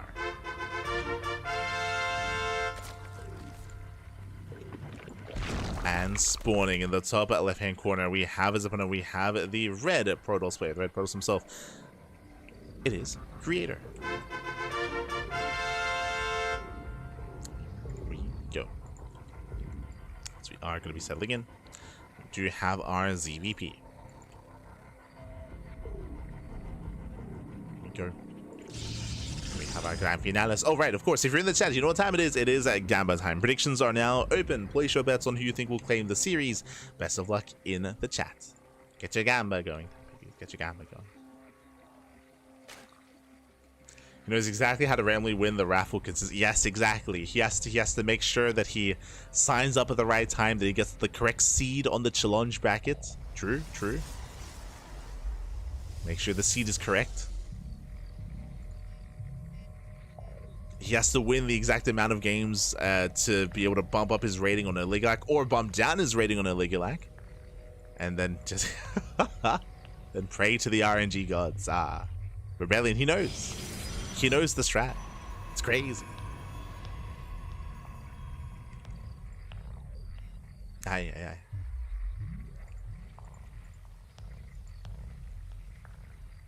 Oh, calculate. That's from here, standard opener. Hatch gas spool out of Solar. Meanwhile, Creator does go for his own standard opener as well. Now, when it comes to our ZVP here, who do we favor? That's a good question. It's going to be a close one. I would expect this to be a back and forth series. If you're familiar with Solar, you will know Solar does nothing but all-in. Specifically in this matchup, we do expect to see a lot of 3-base all-ins, different variations. We do see very often either Roach Ravager or Roach Hydra or Ling Hydra or Lurker timings, but typically Solar is hyper aggressive in this matchup, and he does everything he can to stop the late game. He does whatever he can to stop the late game from happening, to stop the late game from occurring. That is Solar's mantra for ZVP. I mean, it's the mantra of a lot of players, to be fair. It's very common for everyone to kind of just to play in such a way to try to stop the late game from happening. The one exception to that is Serral, true. Serral has a different approach. Basically, whatever Serral's approach is, get a lead early on, is to cripple his opponent to get a lead and then have that advantage coming into the late game. That's typically how Serral approaches it, which is what we saw against Classic at EWC. What we saw in their first series at EWC, not their second one.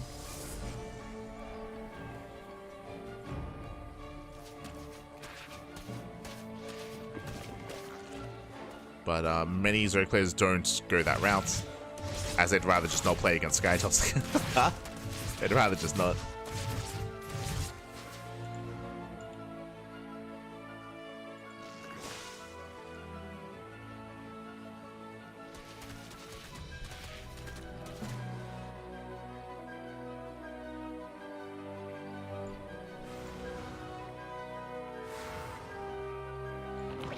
From here we do have our Stargate opener into a third. Creator moves out.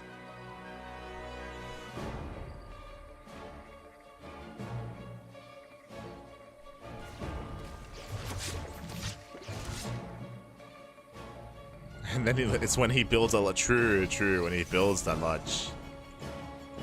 When he creates the sauna in the woods of Finland. Este Cerro. Beautiful.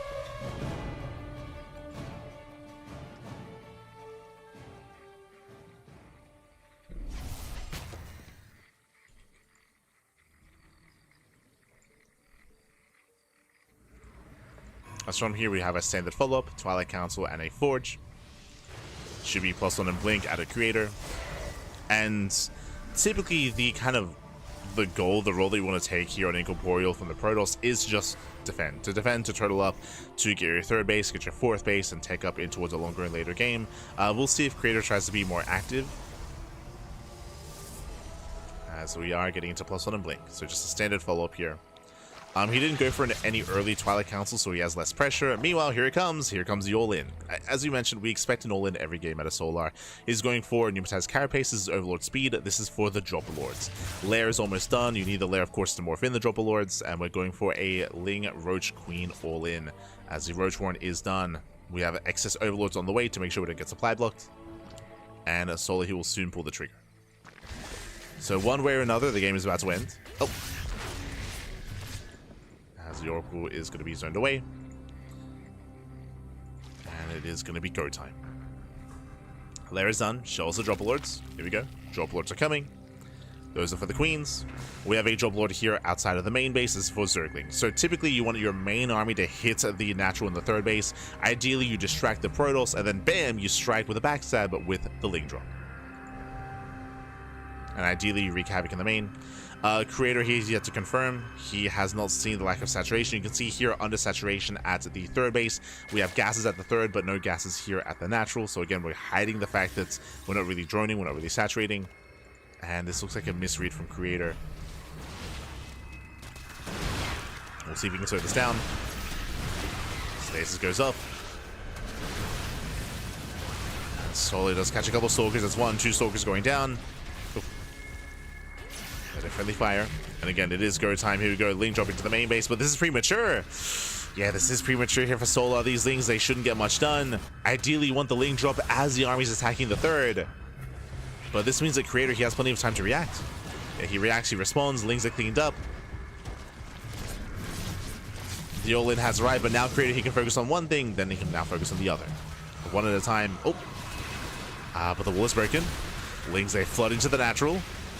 No shield, yeah, no shield batteries. No shield batteries. Creator, he's not ready. He's not ready for an all-in. Ay, ay, ay. Lings get himself with the Stalkers. Despite that, Solar, he's running out of Zerglings. He's rallying from across the map.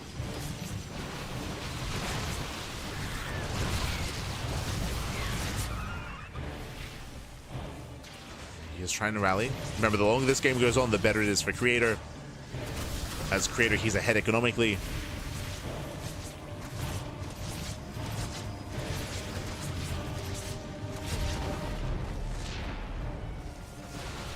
Creator is ahead, and as Solar, he drones. Oof, that is brutal.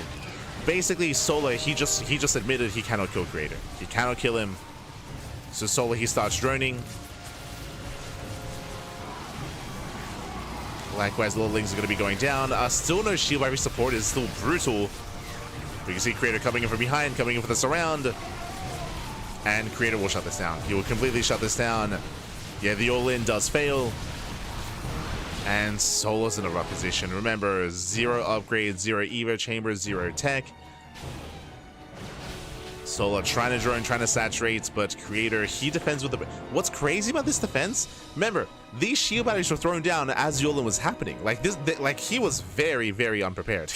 But as we mentioned, like Solar, he was premature with the drop, so the drop didn't really do much. Killed a handful of probes. Likewise, hold control here from Creator. He was able to slow down the Yolan with the stasis traps. True, that was also another factor. And Creator, he has a lead, or he takes a lead. From here, he takes a lead, and from here, he has to make a choice. Okay, Creator, does he get a fourth? Does he get a fourth base? Does he just turtle and then head into Sky Toss, or does he push? Now, pushing would be a mistake because Solar, he droned up a little bit. He droned up to 62, and he's getting ready for a second wave. Solar, he's getting ready for a second all-in. Thankfully for Creator, Creator doesn't expand. So Creator, he's playing it safe. Creator's getting more shield batteries, and he is getting ready here for the next wave. For the next all-in. Against Solar, he has to end it here and now. He needs to hit his support. Stasis trap gets sniped. Nice snipe on the stasis. Ooh, piles, they take down the Oracle. And rough piling there from Creator.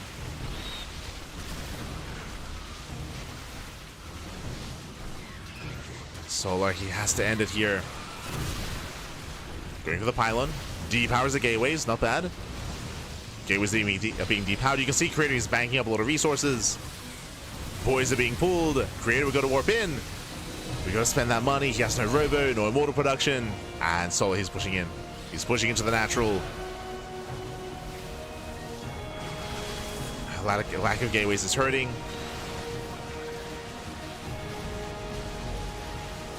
Likewise, lack of robo as well. Oof. Allows to connect.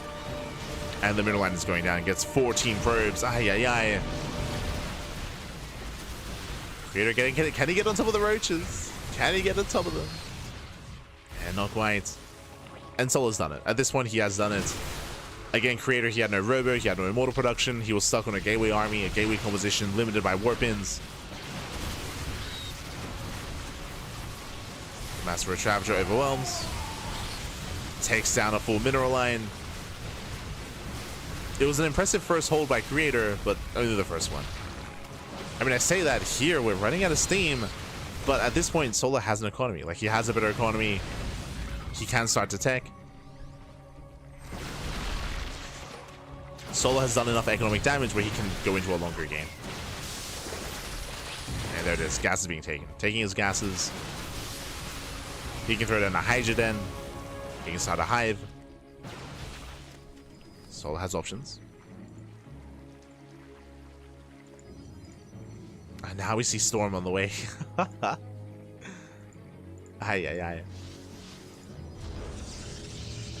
Storm just now starts up.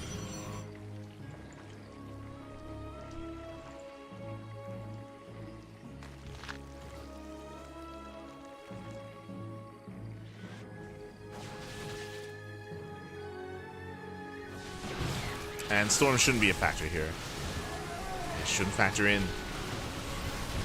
Nice snipe of the Ravagers. A couple of Ravagers go down, but once again, Solar gets into the mineral line. That's all that matters here is the economy. So he gets in. Probes are falling.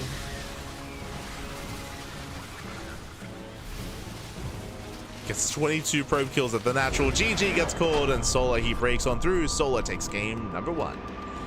GG. Whew. GG, well played. Solar does take a lead in the series, but again, shout out to Creator because Creator had a very impressive initial hold. Against the first all-in, Creator, he took a lead. Like Creator, he had a much stronger start, shutting down the all-in. Again, Solar, he was a little bit mismanaged when it came to his all-in, when it came to how he executed, and Solar, he fell behind. But the second wave, the second all-in was what sealed the deal. As you mentioned, as we mentioned, Creator, he had no Storm on the way, only Storm towards the end. He had no Robo, he had no Immortal production, so he didn't really have the best defensive setup there that he could have had on 3 bases. And he was broken. In the end, he was broken. And now we're getting into game number 2. Ooh, gonna be loading into Ultra Love. Okay. We're loading into Ultra Love. Once again, we're expecting an all-in out of Solar, and we'll see if Creator can keep up. Now, what I will say is that here on Ultra Love, you do have the option to be aggressive on the other side as well. So Creator, he could go for a faster Twilight Council. He could himself go for faster aggression. So Creator has the option. He has the option to do so, as this is a smaller map. And here we go, spawning in the bottom left-hand corner of Ultra Love. We have the South Korean Zerg player. We have the Blue Zerg leading the series 1-0, representing Team Falcons. It is Solar.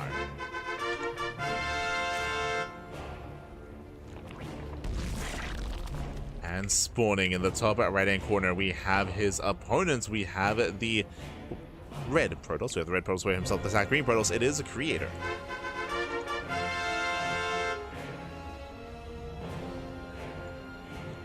Go.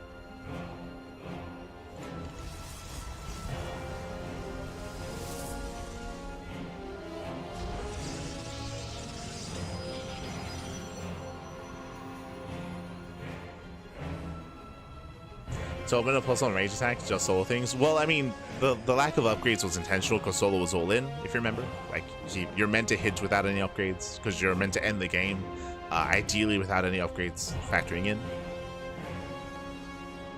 As Solar does take the unnatural natural. Now, based on this expansion location here, Solar, he might set up for a German taxi. Now, the reason for this is with this forward base, creep spreads very quickly across the map. You can see here we have one screen separating Triangular Third from Triangular Third. So this is why we mentioned before that Ultra Love is a smaller map, is known for all-ins, favors aggression, it goes both ways, but Solar can start his creep spread early to allow for Queen support to arrive and just support in general to arrive that much faster. So he does take the forward third. We'll see where Creator expands and claims his own third base, and likewise we'll see if Creator decides to go for a faster Twilight Council. As I mentioned before, Creator also has the option to be aggressive here on Ultra Love as well, where Creator can kind of beat Solar to the punch. We'll see. Based on the panel and placement, looks like a Stargate opener. Just because it's going to be a Stargate opener doesn't mean it has to be standard play though. We can still go for a faster Twilight Council thereafter, so our eyes are on Creator. Solar, he's droning, he is saturating.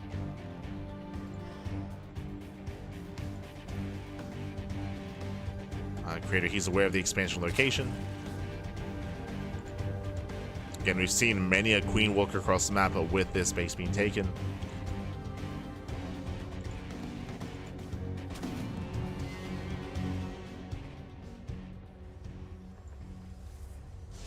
So Creator is getting a Stargate.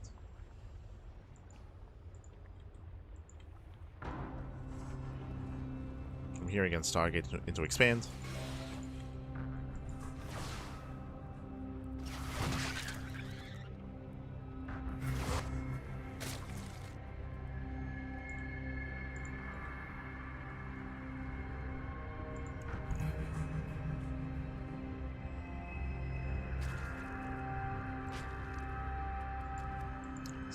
He's headed for the mineral lines. Nice control by Solar. One drone goes down. Creator, he gets one.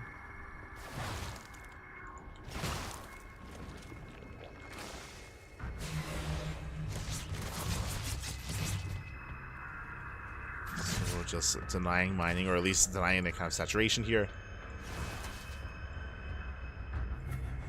Trying to take control of the area between the natural and the third. Void Ray's on the way. Okay. That I was not expecting. So Oracle Opener into a Void Ray follow-up. Now, with the help of the Void Ray, he can hunt down Overlords and deny scouting. So again, the purpose of the Void Ray is to deny scouting. This Overlord here should be hunted down, and Soul's going to be in the dark. Now, from here, we can go into an early Twilight Council into Glaive Depths. We can go into a second Stargate into like Mass Oracle, Mass Void Ray. We can go for a Fleet Beacon into Sky Toss. Soul's all in. So no surprise here, we mentioned this before. We spoke about the creep. We have more Queens on the way, more Lings on the way, and Solar, he will soon begin a Ling and Queen all-in across the map. No roaches. No roaches, just pure Ling Queen. Adepts are going to be keeping him busy. Voider is revealed. Lings, they get us around. They get one. They should get all four. All four do get picked off. And here it comes. Here comes a Queen Walk. Here comes a creep. And it's all or nothing. Ooh, Creator did expand towards Solar. So you can see here, we're on the same screen. You can see here how just little space you have from your side of the map to your opponent. That's why the Queens are walking.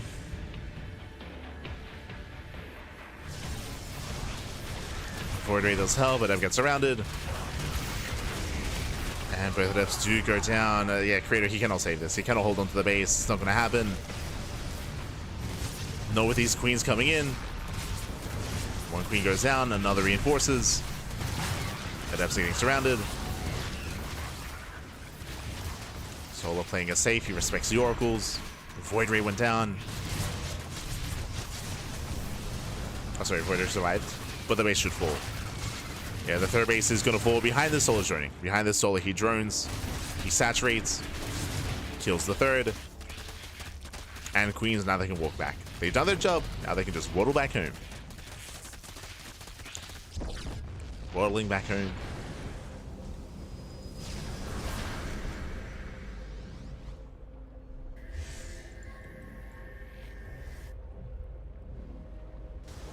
Creator, he from here should be forced into a 2-base all-in. He's building up Immortals. He's getting extra gateways. There's a lot of pressure here on Creator. He's still alive, don't get me wrong.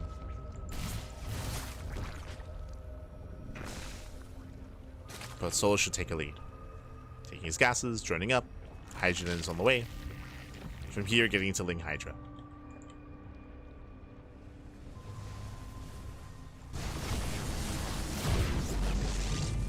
Ooh, that's a lot of sentries.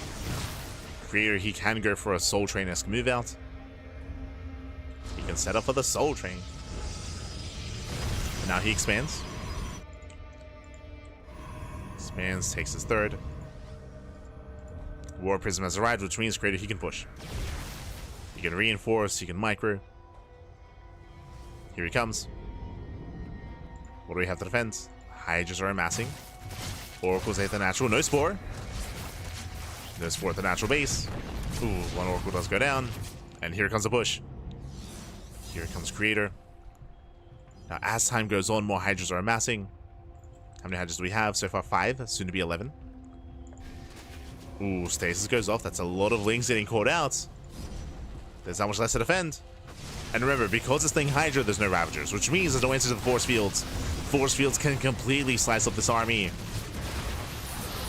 And speaking of, the Hydra's going to be zoned away. Lings are being dealt with. Looking down more Hydras, looking down more Queens. And Creator, he might just have too much here. Yeah, again, like Soul Trains against specifically Ling Hydra trades so well. Takes down the Queens. Oh, Lings are coming from behind though. He comes in for the surround. Is it enough? Lings are falling. Yeah, Lings are falling. Hydras are exposed. Clutch transfuse. Solar trying to hold on. He's barely holding. Oh my god. Takes down the Oracle, shuts down the army, and Solar he defends. He defends, he shuts down the attempted all-in. Creator, he has no saturation here again. Everything was riding on that push. Everything was riding on that move out. And Creator, he was trading well until the surround, until the stasis trap ran out. Remember, all those things were caught by the stasis, so they weren't a part of the fights. Once they were broken free, that's when the surround came in. That's when we had that surround.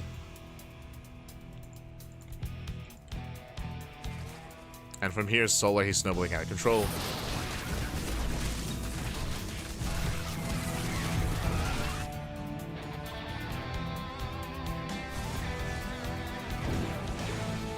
Solar, he moves out. Starts stepping in, catching out the Immortal. And there's just not much here to defend. There's one Immortal, a handful of Stalkers. There is no Blink, bear that in mind. No Blink. Solar will take this. Again, it was a bold move for Creator to expand towards Solar, especially on Ultra Love. We saw what that led into. And in the end, GG gets called. Solar, he will claim the series 2-0. And Solar is going to be this week's Sparkling Tuna Cup champion. GG. Whew. GG, well played. Congratulations here to Solar as he does claim the series. And my condolences to Creator. Again, Creator, he had a very impressive defense in game number 1. Oh.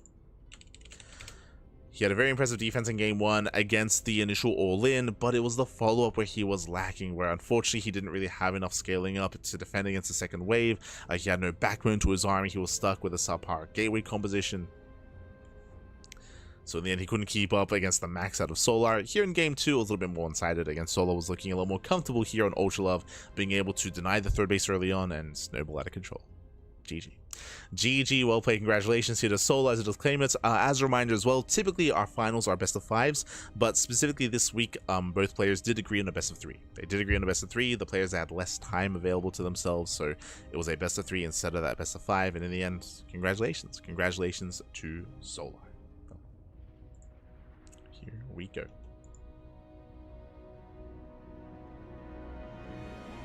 Solar mid-game simply too good. I mean, I can see a world where Creator could have defended in game 1. I think Creator was maybe underreacting. Either underreacting or he just was not aware of how dedicated, how all-in Solar was. So I do think there was maybe a bit of an oversight in game 1, but I can definitely see game 1 going Creator's way, and then we could have seen an ace match, right? We could have seen the game 3.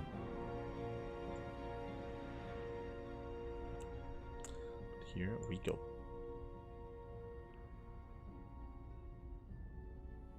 Here we go. Oh, este Shino. When are we seeing Shino in a Sparkling Tuna Cup? Ay, ay, ay. Regardless, easy, well played. Congratulations to the Solar. And again, if you want to support us here on the CranKy Ducklings, you can do so via Patreon. Exclamation mark Patreon in the chats. Our Patreon is designed to fund our tournaments to help grow Tuna Cup, Sea Duckling Open, and Master Swan Open as well. Bam, you can actually see it here. We have a graphic. These are 3 tournaments. These are 3 mascots: the swan, the duck, and the tuna. Ah, it's beautiful, beautiful. And these are 3 events that we do host on a regular basis, and again, all funded via Patreon.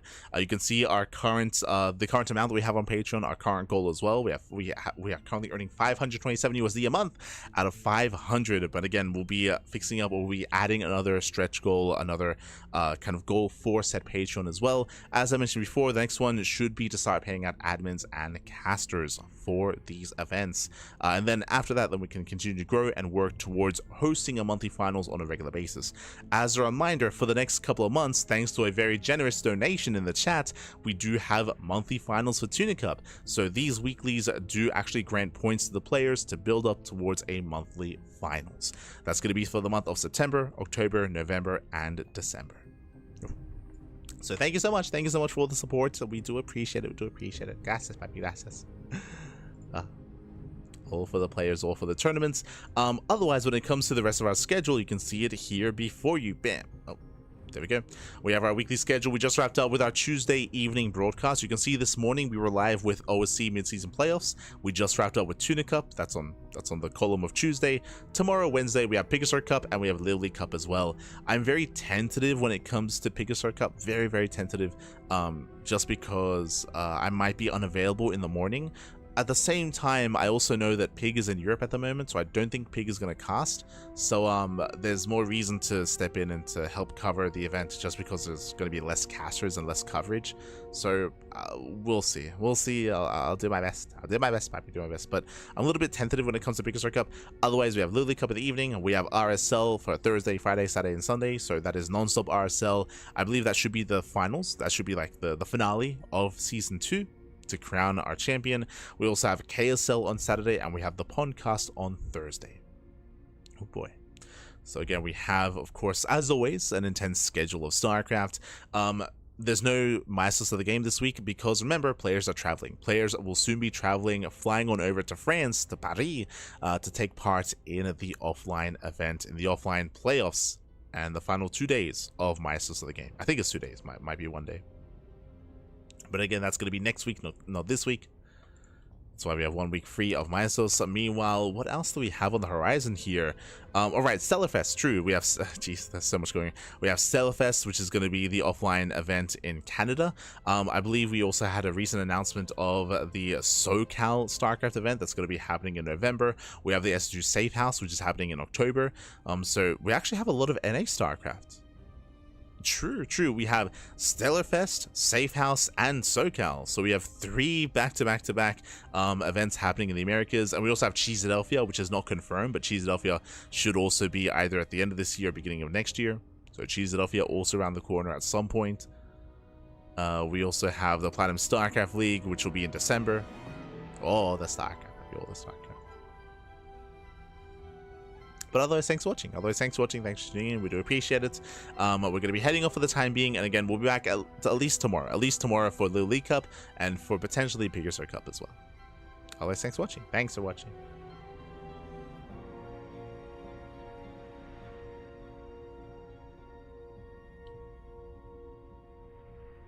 I see the chat. I swear I have the times to play every cup, but I'm so bad at remembering it and find the tours. Ah, Este Shino. Shaking my head. But yes, exclamation mark sign up list in the chat. True.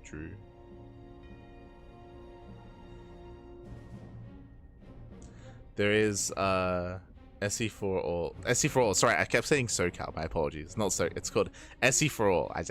Which is in Philadelphia. Oh, there you go. I don't know if it's Replacing Cheese. Or is it also done by Nerd Street Gamers? It might be Replacing Cheese if that's the case. It might be like a partnership. True. My apologies if I assumed they were one or the other. Oh, right, I forgot about that as well. Yeah, Streamer Zone, they announced the circuit as well. I forgot. I completely forgot about that.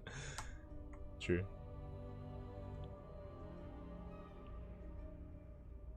No, yeah, sure. That's no details. Or there was an announcement, no details yet. Once we get details, we'll be casting it. Don't worry, don't worry. Also, Este Azura. Why do I see no Azura in the bracket as well? Este Azura. Ay. But thanks for watching. Thanks for watching. Thanks for tuning in. We do appreciate it. Thank you so much. Otherwise, we'll see you guys tomorrow. We'll see you guys tomorrow for some more StarCraft. Take care, everyone. If you want some more StarCraft, if you're unsatiated, I believe Wardy is hosting a 2v2 tournament. A TLMC 2v2 tournament. Speaking of TLMC, I am still in the midst of judging the maps, and I'll probably be doing that right now. I'm going to be going over some maps and writing up some reviews and dictating my thoughts. So I'm going to be doing that off stream, of course. Meanwhile, what else is going on tonight? We have apparently OSC King of the Hill is later on tonight as well. I think Steadfast might be covering that. True. Otherwise, thanks for watching. Thanks for watching. Thanks for the support, and we'll see you guys next time. Too much StarCraft. Writing my thesis. Oh, best of luck, man. Best of luck with the thesis. Best of luck. Judging everyone. True, true. I've left some scathing reviews. 0 out of 5 stars. No. In October, you come back. Let's go. But thanks for watching. Thanks for tuning in. And we'll see you guys tomorrow. Until then, ciao. Papi, ciao. Until next time. Hasta luego. Take care, everyone. Take care.